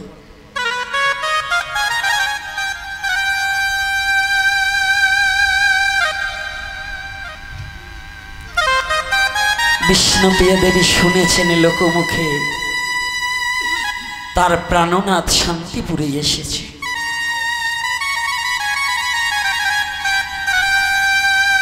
ঘরের দরজাটা লাগিয়ে দিয়ে দুটি চোখের জলে ভাসছে আর বলছে, আমি জানি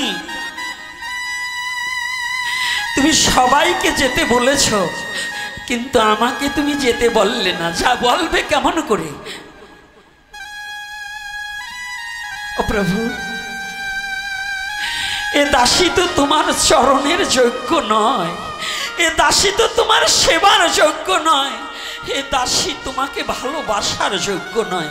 জগতে সবাইকে বললে, কিন্তু আমাকে যেতে বললে না। ও বুঝতে পেরেছি, তুমি আমাকে বলবে কেন?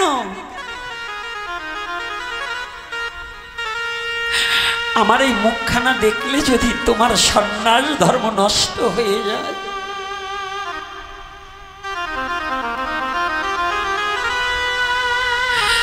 ধুলায় ধূসারিত বিষ্ণুপ্রিয়া দেবী ধুলায় ধূসারিত অবস্থায় আবার বলছে যাক, সবাই যাবে, সে আমাকে না বলুক, আমার মুখ দেখে যদি তার সন্ন্যাস যাত্রা ভঙ্গ হয়ে যায়, আমি চাই না, তবে আমি যাব। আমার এই পুরা মুখখানা যেন তাকে দেখাবো না, কিন্তু দূর হতে আমি একটু তার চরণ দুখানা দর্শন করে আমার পুরা প্রাণে জুড়াইব। আমি যাব।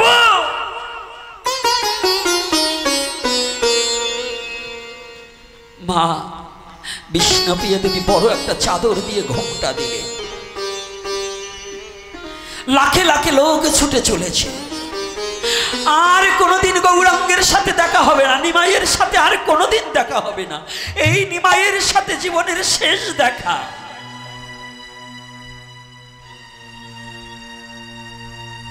লাখো লাখো ভক্ত রওনা দিয়েছে, আর তো কোনোদিন দেখা হবে না। কেউ প্রভুর চরণ ধরে কান্না করছে, প্রভু একটিবার তোমার চরণ সেবার অধিকার দাও।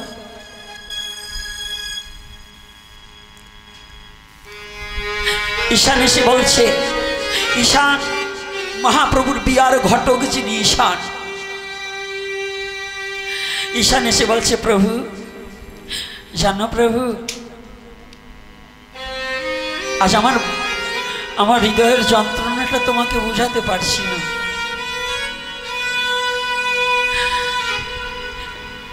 প্রিয়াজিকে তো আর তোমাকে তো আমি দুটো হাত একত্রিত করে দিয়েছিলাম, কিন্তু জানো প্রভু, তুমি চলে যাওয়ার পরে আজ পর্যন্ত আমি প্রিয়ার বদনের দিকে তাকাতে পারি না, কারণ প্রিয়াকে আমার কন্যা সমজ্ঞান।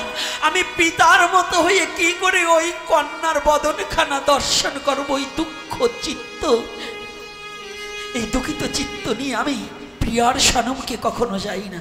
তুমি কি পারো না প্রিয়াকে একটিবার দেখা দিতে? ঈশান, হ্যাঁ প্রভু, আর যদি তা না হয় তুমি আমাকেও তোমার সঙ্গে করে নিয়ে চলো। আমি এই গৌর শূন্য এই নদীয়ার মাঝে থাকতে চাই না। যে নদীয়ার মধ্যে মহাপ্রভু থাকবে না, সেই নদীয়ায় আমি থাকতে চাই না। আমাকে তোমার সাথে নিয়ে চলো। না ঈশান, তুমি যেতে পারবে না। আমি চিরতরে চলে যাব, তোমার উপর একটি দায়িত্ব দিয়ে যাচ্ছি। মাকে বুঝাবে আমার প্রিয়া, আর তুমি বুঝাবে আমার প্রিয়াকে। মা যখন নিমাই বলে পাগল পাড়া হয়ে যাবে, আমার বিষ্ণুপ্রিয়া মাকে বুঝাবে বুকে জড়িয়ে ধরে। আর যখন আমার প্রিয়ে যখন আমার বিরহ ব্যথায় কাতরা হইবে, তুমি তখন আমার প্রিয়াকে একটু সান্ত্বনা দিও। ঈশান, আমার সাথে তোমার যেতে হবে না। ছুটে চলেছে, মাকে প্রণাম জানিয়েছে, মা আর কোনোদিন তোমার সাথে দেখা হবে না। সত্যি দেখা হবে না? হ্যাঁ মা, হবে। তুমি তো আমাকে ভালোবাসো। আমি যাহা যাহা ভালো সেবা করি, তুমি রন্ধন করে রন্ধনশালায় আসন দিয়ে তোমার নিমাই বলে যদি তুমি আমাকে ডাকো, আমি পৃথিবীর সবার চোখের অলক্ষ্যে এসে তোমার হাতের অন্ন গ্রহণ করে যাব।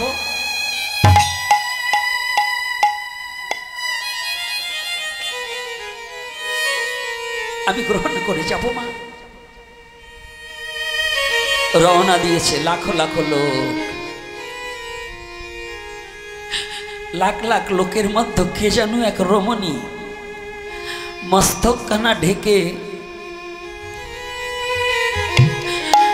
দুটি চোখের জলে তার পদখানা যেন ভেসে যাচ্ছে।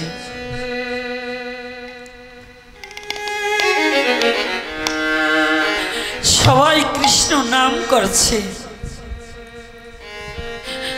আর ওই ব্যক্তি, ওই মা যেন শুধু হা গৌরাঙ্গ, হা গৌরাঙ্গ, হা গৌরাঙ্গ বলে দুটি বক্ষকে চেপে ধরে চুপ করে দাঁড়িয়ে আছে।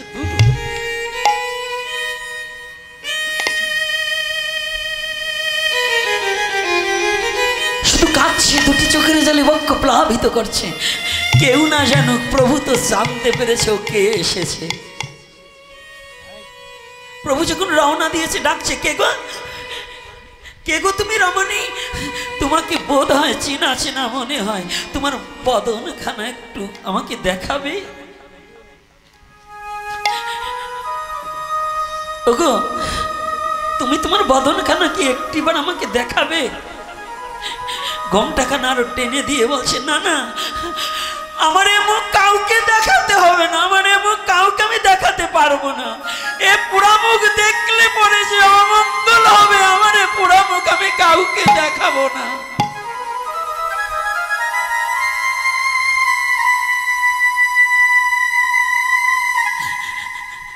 আমার এই পুরা মুখখানা দেখলে যে জগতের অমঙ্গল হবে, কেননা আমি একটা সুখ পাখি পেয়েছিলাম। আমার সুখ পাখিটাকে আমি মনে মনে যত্ন করে একটা সুন্দর হৃদয় খাঁচা রেখেছিলাম। আমি ভেবেছিলাম আমার হৃদয় খাঁচার মধ্যে আমার একটা পাখি ছিল, গৌর পাখি।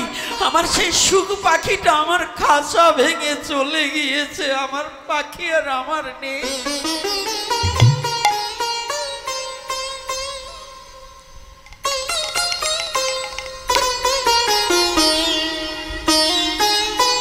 না না, মহাপ্রভু বুঝতে পেরেছে, কে দৌড়িয়ে গিয়ে যখন ঘুমটাটা খুলেছে দেখতে পায় বিষ্ণুপ্রিয়া দেবী। একে তুমি কাঁদছো প্রিয়ে?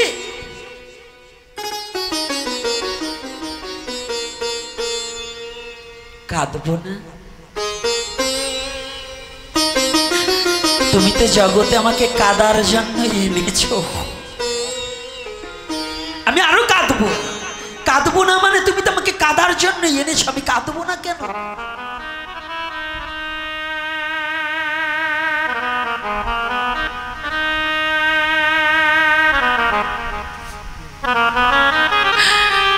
না না, তুমি অশ্রু মুছে ফেলো। প্রিয়ে জানো, আজ আমি তোমাকে কথা দিচ্ছি, তুমি যদি চাও আমি সন্ন্যাস ধর্ম ভেঙে দেব। আমি চাই না সন্ন্যাস, তবু তোমার চোখের জল মুছে ফেলো। ও মা, একটু হৃদয় দিয়ে অনুভূতির জগতে নেন তো। আজকে মহাপ্রভু বলছে যে তুমি যদি চাও তোমার জন্য আমার সন্ন্যাস ধর্ম আমি পরিত্যাগ করব, আমি তবু যাব না। তবু তুমি একটিবার বলো, তোমার চোখের জল মুছো। প্রিয়াজি গিয়ে চরণে পড়ে গেলেন। না না প্রভু,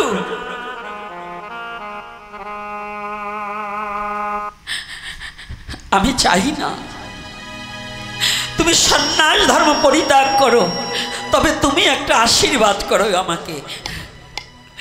আমি চাই আমি কাঁদবো ঘরে বসে, আর তুমি কাঁদবে কৃষ্ণ বলে বাইরা বসে। দুই কান্নার জল একত্রিত হয়ে যেন এই বিশ্ব জগৎ জীবের মুক্তির পথ খুঁজে পায়।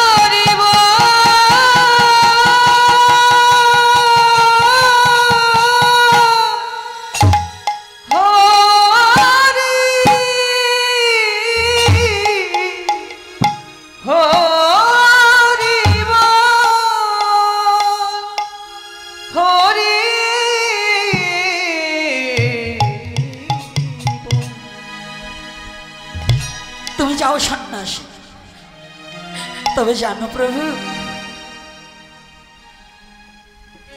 বললেন বিষ্ণুপ্রিয়া এদিকে আসো। বলছে না না, তুমি আর কখনো ভুলে আমাকে বিষ্ণুপ্রিয়া বলবে না, জানো? তাহলে কি বলি? বলছে সবাই আমাকে বিষ্ণুপ্রিয়া বললেও আমি যে আজ গৌরাঙ্গ প্রিয়ে, তোমার প্রিয়ে। আমি যে বিষ্ণুপ্রিয়া নয়, আমি গৌরাঙ্গ প্রিয়ে।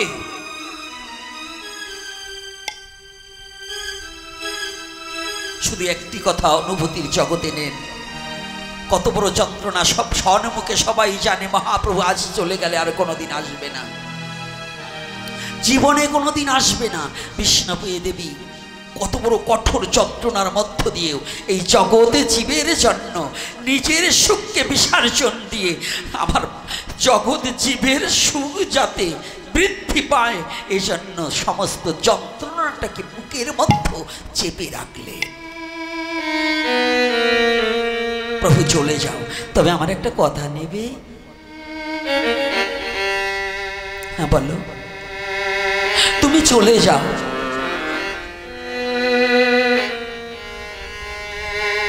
কিন্তু জীবনে তো আমি তোমার কাছে কিছু চাই না। যদি না চেয়ে থাকি, তুমি চলে যাও, আমার কোনো দুঃখ নেই, কিন্তু তোমার ওই চরণের খরম দুখানা আমাকে দিয়ে যাও।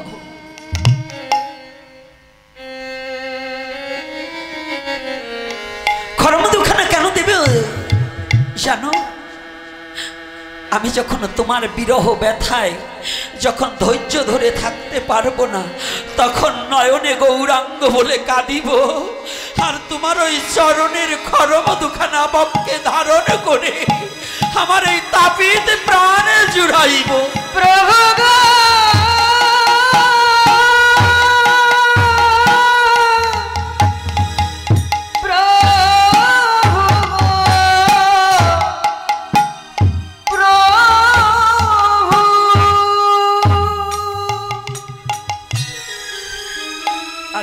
প্রভু,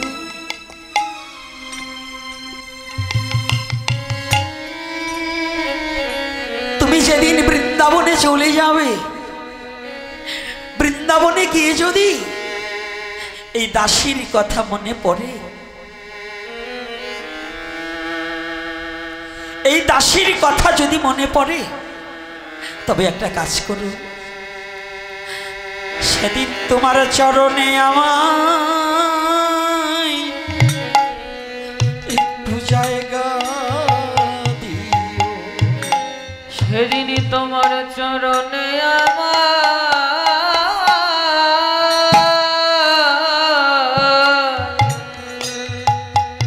একটু জায়গা দিও। মহাপ্রভু বলছেন, প্রিয়ে তুমি মায়ের কাছে থেকো। এই লীলাটার এখানে একটু আস্বাদন করছি। রাধে 10টা থেকে পাঠ নিলে যারা একটু দূর থেকে আসছে এরা চঞ্চল হয়ে যায়, হয় না বাবা? তথাপি একটু ধৈর্য ধরে বাইরে যখন বৃষ্টি নামছে সবাই নীরবতা পালন করে আমরা একটু আলোচনা আর একটুক্ষণ চালিয়ে যাব। আর দুটো কথা, নিগুড় কিছু কথা আজকে একটু বলবো, না বলে পারছি না। এই কলির পাবন অবতারী যে গৌর হরি এত বড় ত্যাগ, নিজের সুখ সম্পদকে যে বিসর্জন দিলেন, আজকে আমাদের মধ্যে যারা প্রচারক আছি আমরা কতটুকু সুখকে বর্জন করতে পেরেছি?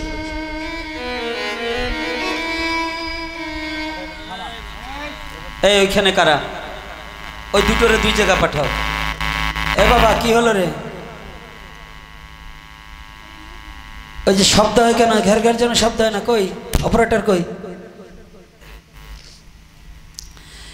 তার নিজের সুখটাকে বর্জন করছে। কার জন্য ভগবান সুখ বর্জন করছে? কার জন্য?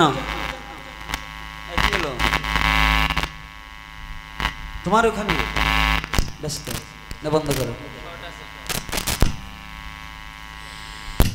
ভগবান তার সুখ সম্পদ বিসর্জন দিলেন কার জন্য?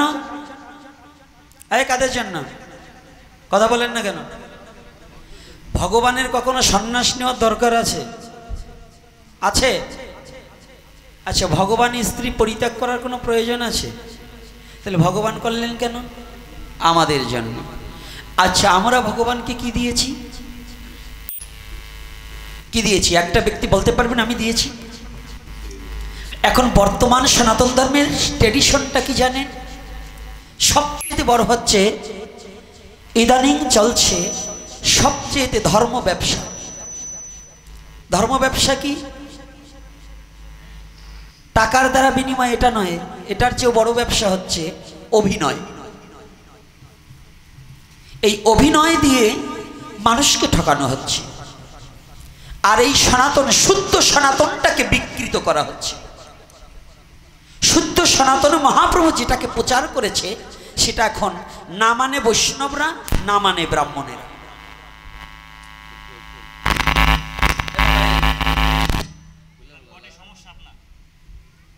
কটা সমস্যা দাদা? তাহলে এ দুটো আমরা যারা ধর্ম প্রচারক তারা অধিকাংশ লোকই মানছি না। আজকে আসার সাথে সাথে এই বাড়ির যে কার্যকর্তা বাবাটা আমার, ও কোথায় গেছে আমি জানি না, আসার সাথে সাথে দেখেছি দুটো কথা আলোচনা হয়েছে ঘরে। সেই আলোচনা পরিপ্রেক্ষিতে দুটো কথা না বললে হয় না। ভাগবতীয় কথা কি জানেন? ভাগবতীয় কথা, শাস্ত্রীয় কথা কাকে বলে? শুধু লিপিবদ্ধ করা ওই কথাটাকেই ভাগবতীয় শাস্ত্রীয় কথা বলে না। যদি এটা হতো তাহলে 4টা শ্লোকে থেকে 18,000 শ্লোক হতো না। ভাগবতের আদি অন্ত শ্লোক হচ্ছে 4টা। কয়টা? এজন্য চতুর্শ্লোকী ভাগবত আছে, আছে কি না? এই চতুর্শ্লোকী ভাগবতকে রূপ বর্ণনা করতে গিয়ে 18,000 শ্লোক করেছে কৃষ্ণ দ্বৈপায়ন বেদব্যাস। আর শ্লোক ছিলেন মাত্র 4টা। এই প্রথম শ্লোকখানা ছিলেন হরের নাম হরের নাম হরের নামেই বো জীবনম। আর এই কলির যুগে এসে সেই শ্লোকখানা হয়েছে হরের নাম হরের নাম হরের নামেই বো কেবলম। আমাদের অধঃপতনে কোথায়? যখনই গৌর না মানিল যারা, এই যে গৌরকে যারা মানছে না তাদের অধঃপতন হবে, এতে কোনো কেউ ঠেকাতে পারবে না। তাহলে গৌরকে মানছে না কারা?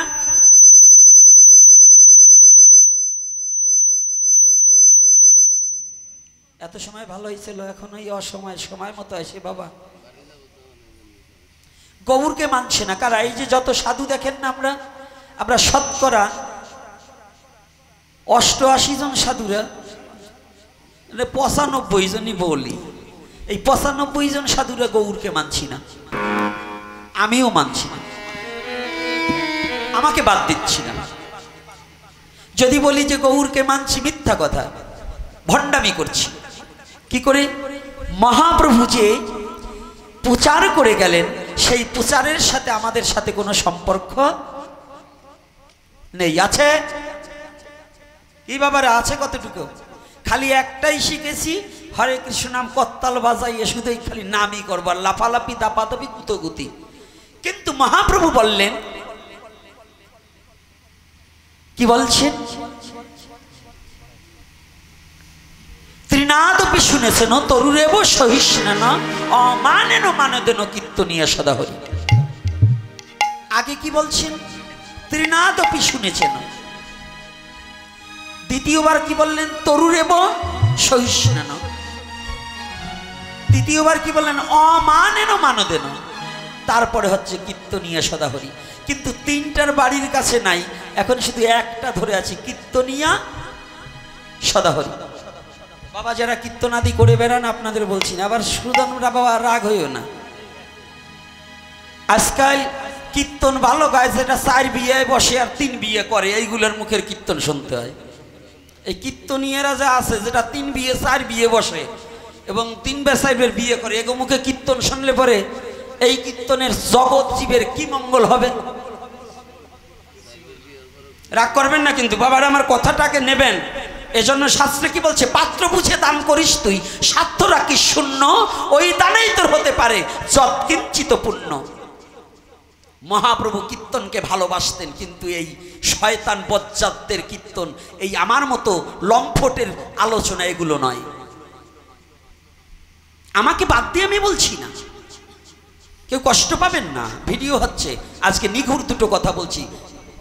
ঠান্ডা পেয়েছি, এমনিতেই তো ঘুমিয়ে থাকতাম, বাবা আমার আর একটু জাগাও, একবারে শোয়াই দিও না বাবা।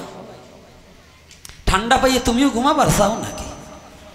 ভালো করে শুনুন, যাবার কায়দা নাই, আজকে প্যাসে পড়িয়ে গেছে ভক্ত, নাইলে এত সময় এই কটা থাকতো না। পথে গেলেই বেচতে হবে, আজকে বেকায়দায় মানে কায়দায় জড়াই গেছে, তাই নাইলে এই হনুমানের মুখ দেখে এখনো থাকতো না। তাই ভালো করে শুনুন, যে কথাটা বলছি না বলে পারছি না। এটা কারণ কি জানেন? এখন বর্তমান সমাজের মধ্যে শাস্ত্রে যেটা নিদর্শন দিয়েছে, শাস্ত্র যেটা বলছে আমরা তা মানছি না। শাস্ত্রে বলছে অভক্তের মুখের হরিকথা শ্রবণ করা অবৈধ। এখন কিন্তু আমাদের সেটাই বেশি হচ্ছে। একাদশী মানছে না, নাম বলবো না, নাম বললে অনেক ক্ষতি হয়ে যাবে, নামটা বলবো না, আমি কারো ক্ষতি করতে চাই না, তবে সাবধান করে দিতে চাই। পুনর্বার যদি এগুলো করে তাহলে আমার চোখে পড়লে নাম বলে দেব। যদি কোনো কীর্তনী একাদশী দিনে অন্ন গ্রহণ করে, আমার নিচে চোখে দেখে আবার আসরে যাই এই একাদশীর কথা বলে, ওর কীর্তন শোনা যায়? কথা বলেন না কেন? এ শোনা উচিত? হ্যাঁ, পাপ হবে কি না? আচ্ছা, এইটা বুঝবেন তো। আরে না, আজকাল চেহারার পূজারি আপনারা। বংশের মাইয়ে যদি কালা হয় সেটারে কেউ বিয়ে করবার চায় না। তেমনি যদি 13 বার বিয়ে হয় ওটিরে বিয়ে করবার জন্য যদি একটু চামড়া রাঙা হয় তাই ব্যস্ত হয়ে যান। বুঝেন না? বংশের মাইয়ে কালো, তারে কেউ বিয়ে করতে চায় না। তো শুদ্ধ ভক্ত যদি হয়, কুৎসিত হয়, চেহারার প্রয়োজন নেই, হরিকথা অল্প জানুক, তবু সাধু মুখে হরিকথা অল্প শ্রবণেই যাবে তোমার ভবে মনের ব্যথা। হরি বল, হরি বল। শুদ্ধ চিত্তে শুদ্ধ ভক্তের বদন হইতে হরিকথা আস্বাদন করা, এটাই বাঞ্ছনীয়। কি কষ্ট হচ্ছে নাকি আমার কথায়? আজকে একটু পাইনেট না করে যাবো না এই মালোপাড়ায়। আর যুবক বাবা যারা আছো, ভালো করে জানিয়ে রাখো, আমারে আনা মানে সাজিয়ে সাজিয়ে বাস খাওয়া।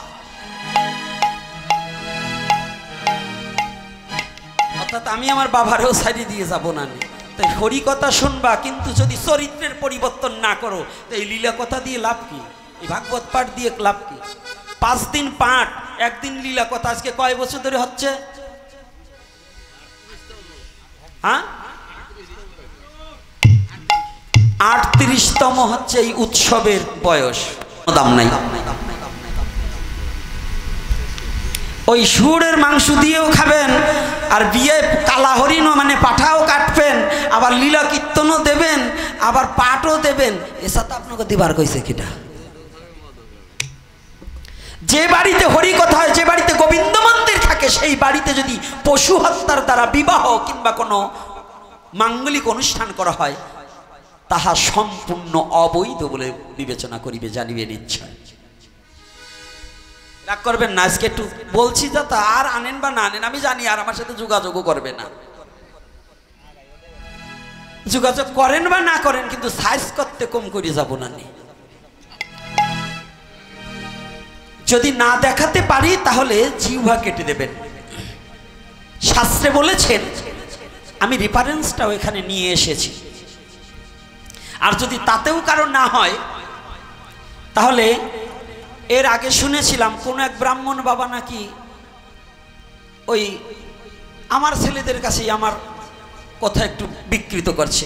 আমাকে মন্দ বলুক, কোনো দুঃখ নাই, কিন্তু শাস্ত্র সম্বন্ধে অপব্যাখ্যা দিলে তারে কিন্তু ছাড়বো না। আমাকে দুটো থাবর মারেন, আমি গায়েস হয়ে নেব। আমাকে মন্দ বলেন, কোনো আপত্তি নাই, কিন্তু আপনি ধর্মের নামে ভণ্ডামি করবেন, সেইটা আমার মেনে নিতে হবে, এটা কিন্তু নেব না। তাহলে কিন্তু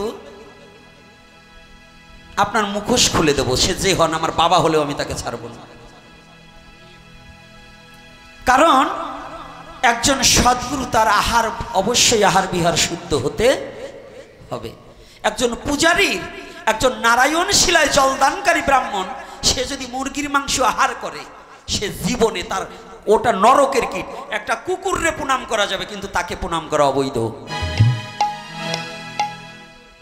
সে যত রাজস্থানী ব্রাহ্মণই হোক, চক্রবর্তী হোক, চ্যাটার্জি হোক, ব্যানার্জি হোক, বলুন মুরগি কি আমার সনাতন ধর্মের খাদ্য নাকি? এই কথা বলেন না কেন?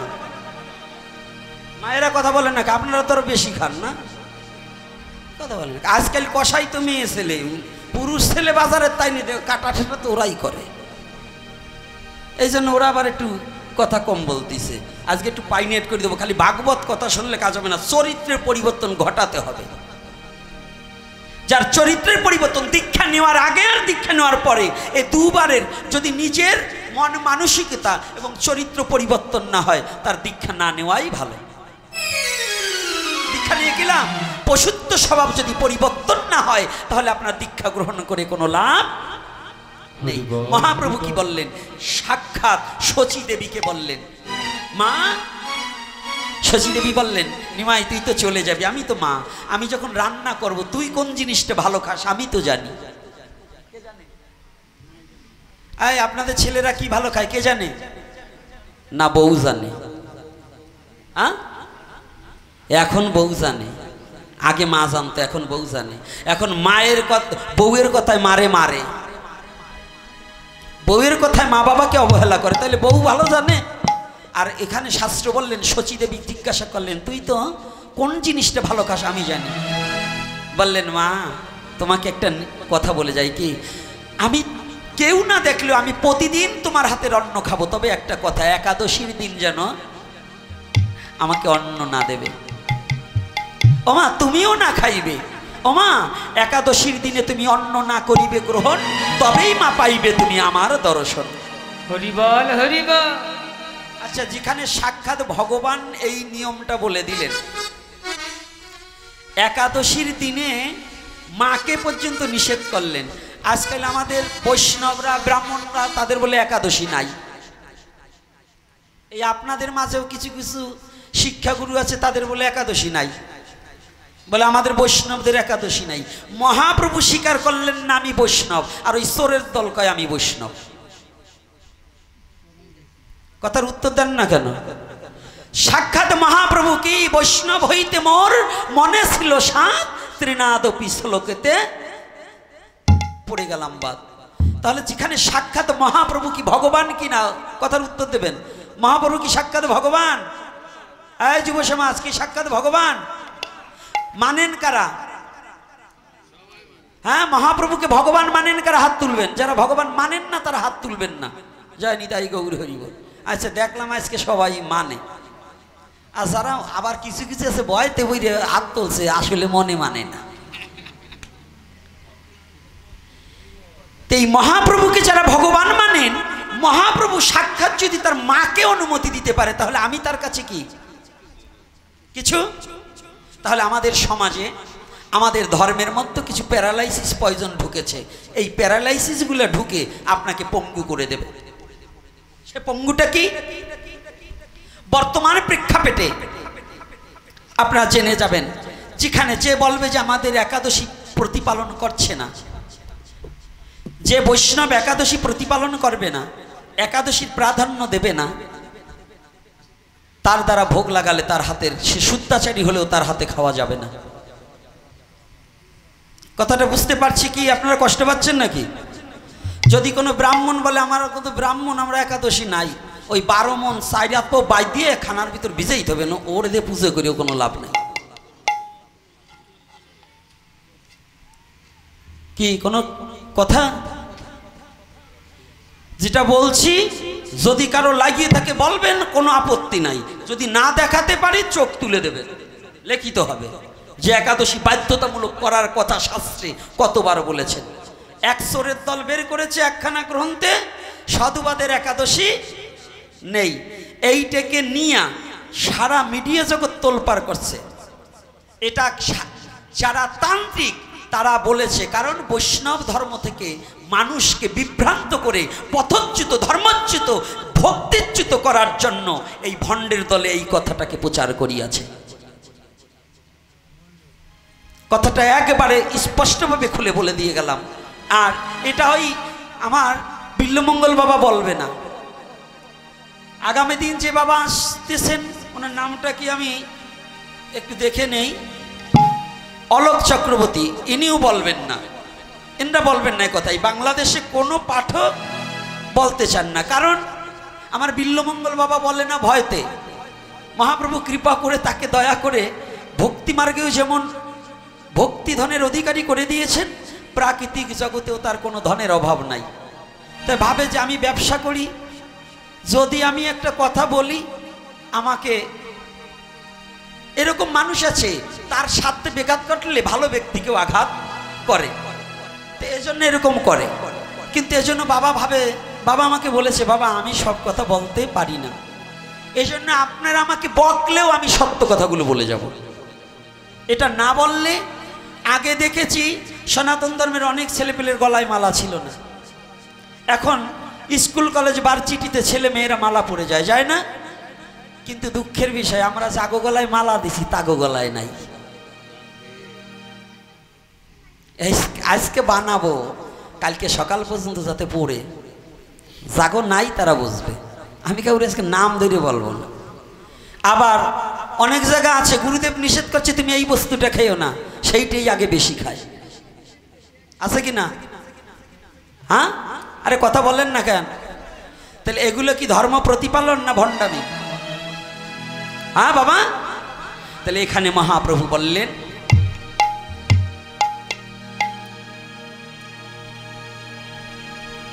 আট বছর থেকে 80 বছর বয়স পর্যন্ত বাধ্যতামূলক একাদশী করিতে হইবে। কত কত? আজকে এই খাদ্যের গুণগত মান যেখানে বর্ণনা করা হয়েছে ভালো করে জেনে নিতে হবে।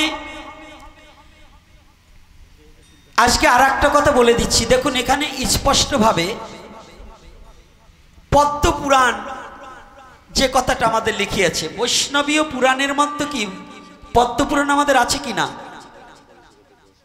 আজকে একটা ক্লাস, পদ্ম পুরাণ কি আমাদের 18খানা পুরাণের মধ্যে? তো মহাপ্রভু বললেন সর্বত্র দিবে তুমি পুরাণ ও প্রমাণ,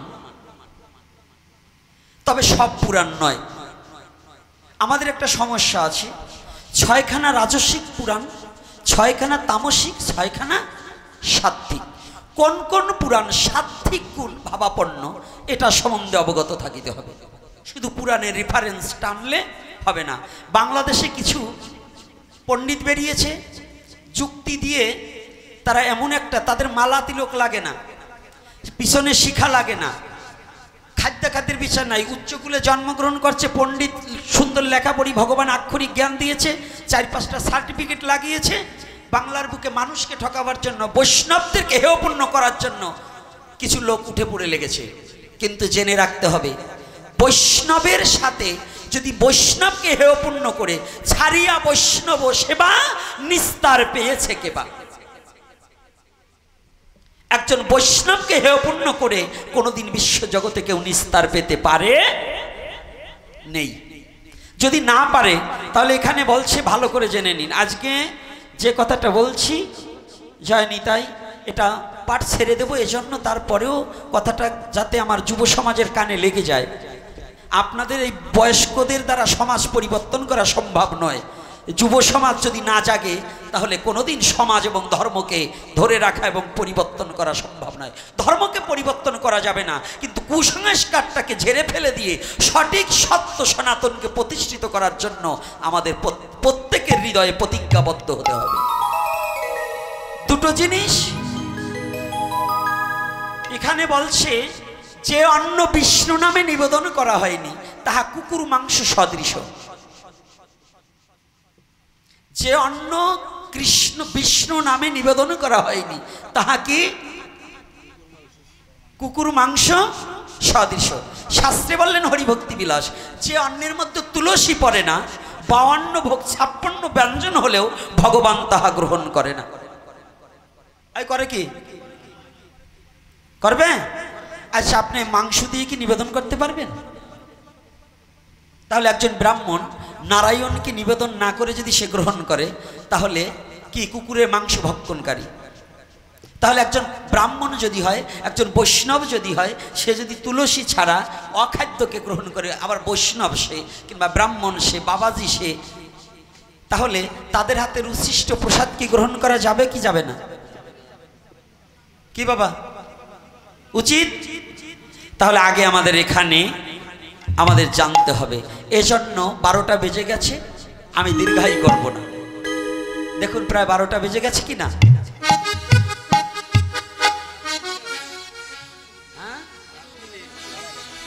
12টা বেজে গেছে না? আর একটু 5 মিনিট করবো না বন্ধ করে দেব? হ্যাঁ, কারা কারা শুনতে চান? আর একটু আলোচনা করব? আচ্ছা, যদি শুনতে চান বসুন, না বলেও যাব না। হ্যাঁ, আজকে টাইম টেবিল নাই বাবা। তোমাকে 12টা না বাজলো আমার 12টা বাজিয়ে যাবে না। এই জন্য ধীরে ধীরে কিছু কথা আমি করিব বর্ণ, ধৈর্য ধরে বসে থাকবেন যত ভক্তগণ।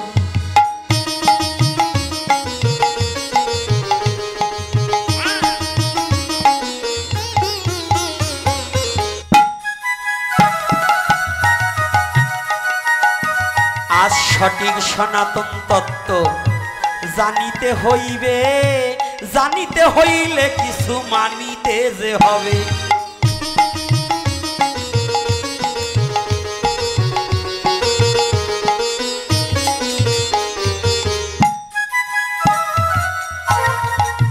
সনাতন ধর্ম কোনো খেলার বস্তু নয়,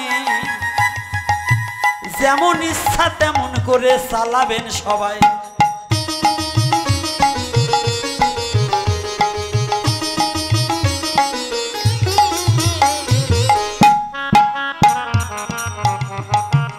আজ এই যে কয়েকটি কথা ধরে ধরে জবাব দিতে চাই,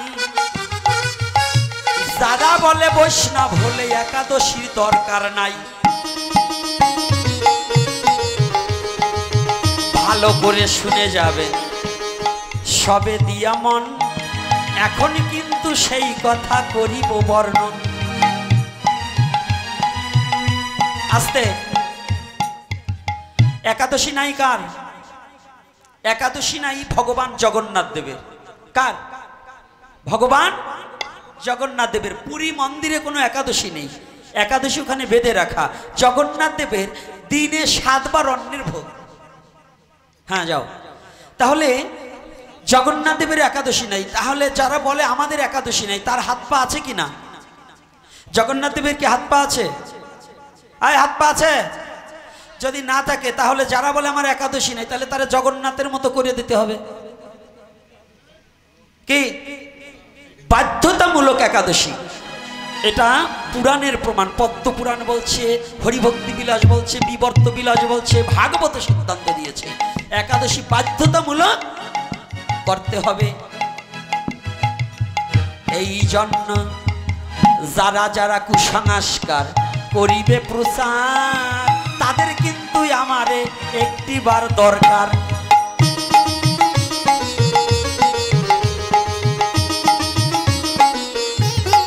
আর একটা কথা আছে, আমাদের এর আগে জানেন ওই যে সুজনও আছে, এই সুজনও ঝগড়া করেছিল এই ব্রাহ্মণ্যবাদ দিয়ে, জাতিহিংসা নিয়ে। আমি যখন সর্বপ্রথম ভাঙাতে বসে উপনয়ন করাই, এই আপনাদের নোয়াপাড়ার থেকেও কিছু ব্রাহ্মণবর্গ ওই মানিকগঞ্জের সারা বাংলাদেশে একটা তোলপাড় শুরু করলো আমাকে নিয়ে। আর আমি কথা দিয়ে যাচ্ছি, যদি মালো হোক, জেলে হোক, ঋষি হোক, মুসি হোক, কামার কুমার ডোম সনাতন ধর্মে জন্মগ্রহণ করলে এই দশবিধ সংস্কার তার জন্য প্রশস্ত। সে যে জাতি হোক, সনাতন ধর্মে যে জন্মগ্রহণ করেছে তার জন্য এই দশবিধ সংস্কার আছে। তার মধ্যে উপনয়ন একটা সংস্কার। উপনয়ন নিলেই মানুষ ব্রাহ্মণ হয়ে যায় না। ব্রাহ্মণ হচ্ছে ভজনের দ্বারা নিজেকে জানা বোঝা, ব্রহ্ম তত্ত্ব সম্বন্ধে, ব্রহ্মকে, ব্রহ্ম হইতে পৃথিবী সৃষ্টি, অনন্ত কোটি ব্রহ্মাণ্ড সৃষ্টি, সেই ব্রহ্মকে যিনি জানেন বোঝেন, ব্রহ্মকে যিনি ধারণ করেন তিনি ব্রাহ্মণ। তাই ব্রাহ্মণ হচ্ছে সাধনার বিষয়, কোনো জাতিগত নয়।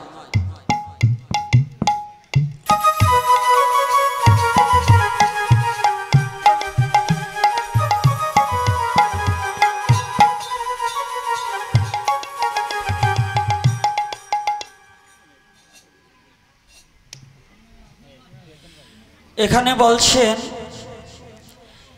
যে আমাদের চারিযুগে 4 জন ভগবান, 3 জনের জন্মস্থান পাওয়া যায়, কিন্তু নারায়ণের জন্মস্থান পাওয়া যায় না। তবে নারায়ণের আবির্ভাব যেখানে হয়েছিল সেই জায়গা পাওয়া যায়, সেটা উত্তর ভারতের মধ্যে। বদ্রীনারায়ণের নাম শোনা আছে, বদ্রীনারায়ণের নাম শোনা আছে। ওখানে আপনার জন্মস্থান নয়, একজন ভগবানও জন্মগ্রহণ করেনি। এই সামনে কৃষ্ণের জন্মাষ্টমী, জন্মাষ্টমী কথাটা তো বাংলায়, কিন্তু ভগবান কোনো রজবীজে জন্ম নয়, ভগবানরা কোনোদিনই জন্ম হয়নি, তারা আবির্ভাব হয়েছে। আর যখন নিজ ইচ্ছা শক্তির দ্বারা ক্ষীরোদকশায়ী নারায়ণ, আপনি কোন নারায়ণের কথা বলছেন? নারায়ণ তিনজন, কারণোদকশায়ী, গর্ভোদকশায়ী আর ক্ষীরোদকশায়ী, তিনজন নারায়ণ। এখন কোন নারায়ণ? যেই নারায়ণ সেই বিষ্ণু। যখন সে ক্ষীরোদকশায়ী নারায়ণ, সে স্ব ইচ্ছায় ক্ষীরোদ সাগরে প্রকাশ পেলেন, তিনি ক্ষীরোদকশায়ী নারায়ণ। তাহলে তারও স্থান আছে, আগে জানতে হবে যে আছে কি না। বাহ, চমৎকার কথা বলেছেন, কিন্তু ভালো। কিন্তু জেনে যেতে হবে সনাতন ধর্মের ভগবান জন্ম হয় না, তিনি আবির্ভাব হয়। জন্ম হয় রজে বীজে, আর সৃষ্টি হয় একজনের ইচ্ছায়, আর আবির্ভাব হয় স্ব ইচ্ছায়। বলো না গো রাধে রাধে। ভগবান কি আবির্ভাব না জন্ম? আবির্ভাব। কৃষ্ণ আবির্ভাব হয়েছিলেন কংসের কারাগারে, রামচন্দ্র আবির্ভাব হয়েছে, গৌরাঙ্গ আবির্ভাব হয়েছে, কিন্তু নারায়ণ আবির্ভাব হয়েছে কোথায়? ক্ষীরোদকশায়ী নারায়ণ ক্ষীরোদ সাগরের উপরে, পটপাত্রের উপরে। পটপাত্রকে মায়া নাকি যোগমায়াকে আশ্রয় করে তার ইচ্ছা শক্তির দ্বারা নিজেকে প্রকাশ করেছেন। তাকে কেউ জন্মাতেও পারেনি, তিনি কারো দ্বারা জন্ম হন নাই। রাধে রাধে। কি যে প্রশ্ন করেছেন সঠিক কি না? যদি এর কথা সঠিক না হয় আরো শাস্ত্রের সাথে মিলিয়ে দেখবেন যে এই যে তিনজন ভগবানের, যদি বলেন ভগবানের মৃত্যু, ভগবানের আবার মৃত্যু আছে নাকি? সে লীলা করবার নিমিত্তে কখনো কখনো তার দেহ সম্বরণ করে একটু লুকায়িত অবস্থায় ছিল, তাকেই ভক্তরা মৃত্যু বলে। আমাদের সাধারণ বাংলায় মৃত্যু বলা হয়, ভগবান কখনো মৃত্যু হয় না। তাই এজন্য সবাই মিলে আস্তে আস্তে রাত কিন্তু গভীর হয়ে গেল, আমার কিন্তু এইবারে যাবার পালা এলো।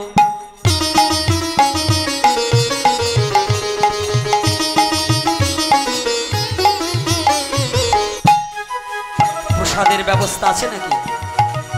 প্রসাদের ব্যবস্থায় আছে, শুনবেন দিয়া মন, ধৈর্য ধরে প্রসাদ কিন্তু করিবেন ভক্ষণ।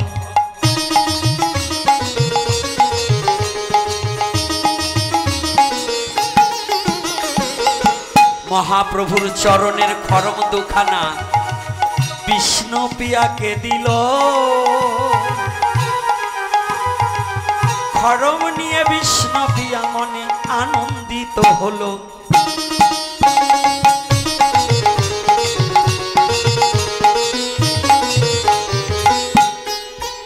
আজ মহাপ্রভুর চরণের খরম পেয়ে বিষ্ণু পিয়া মায় গৌরাঙ্গ বলিয়া সে নয়নের জল ঝরায়।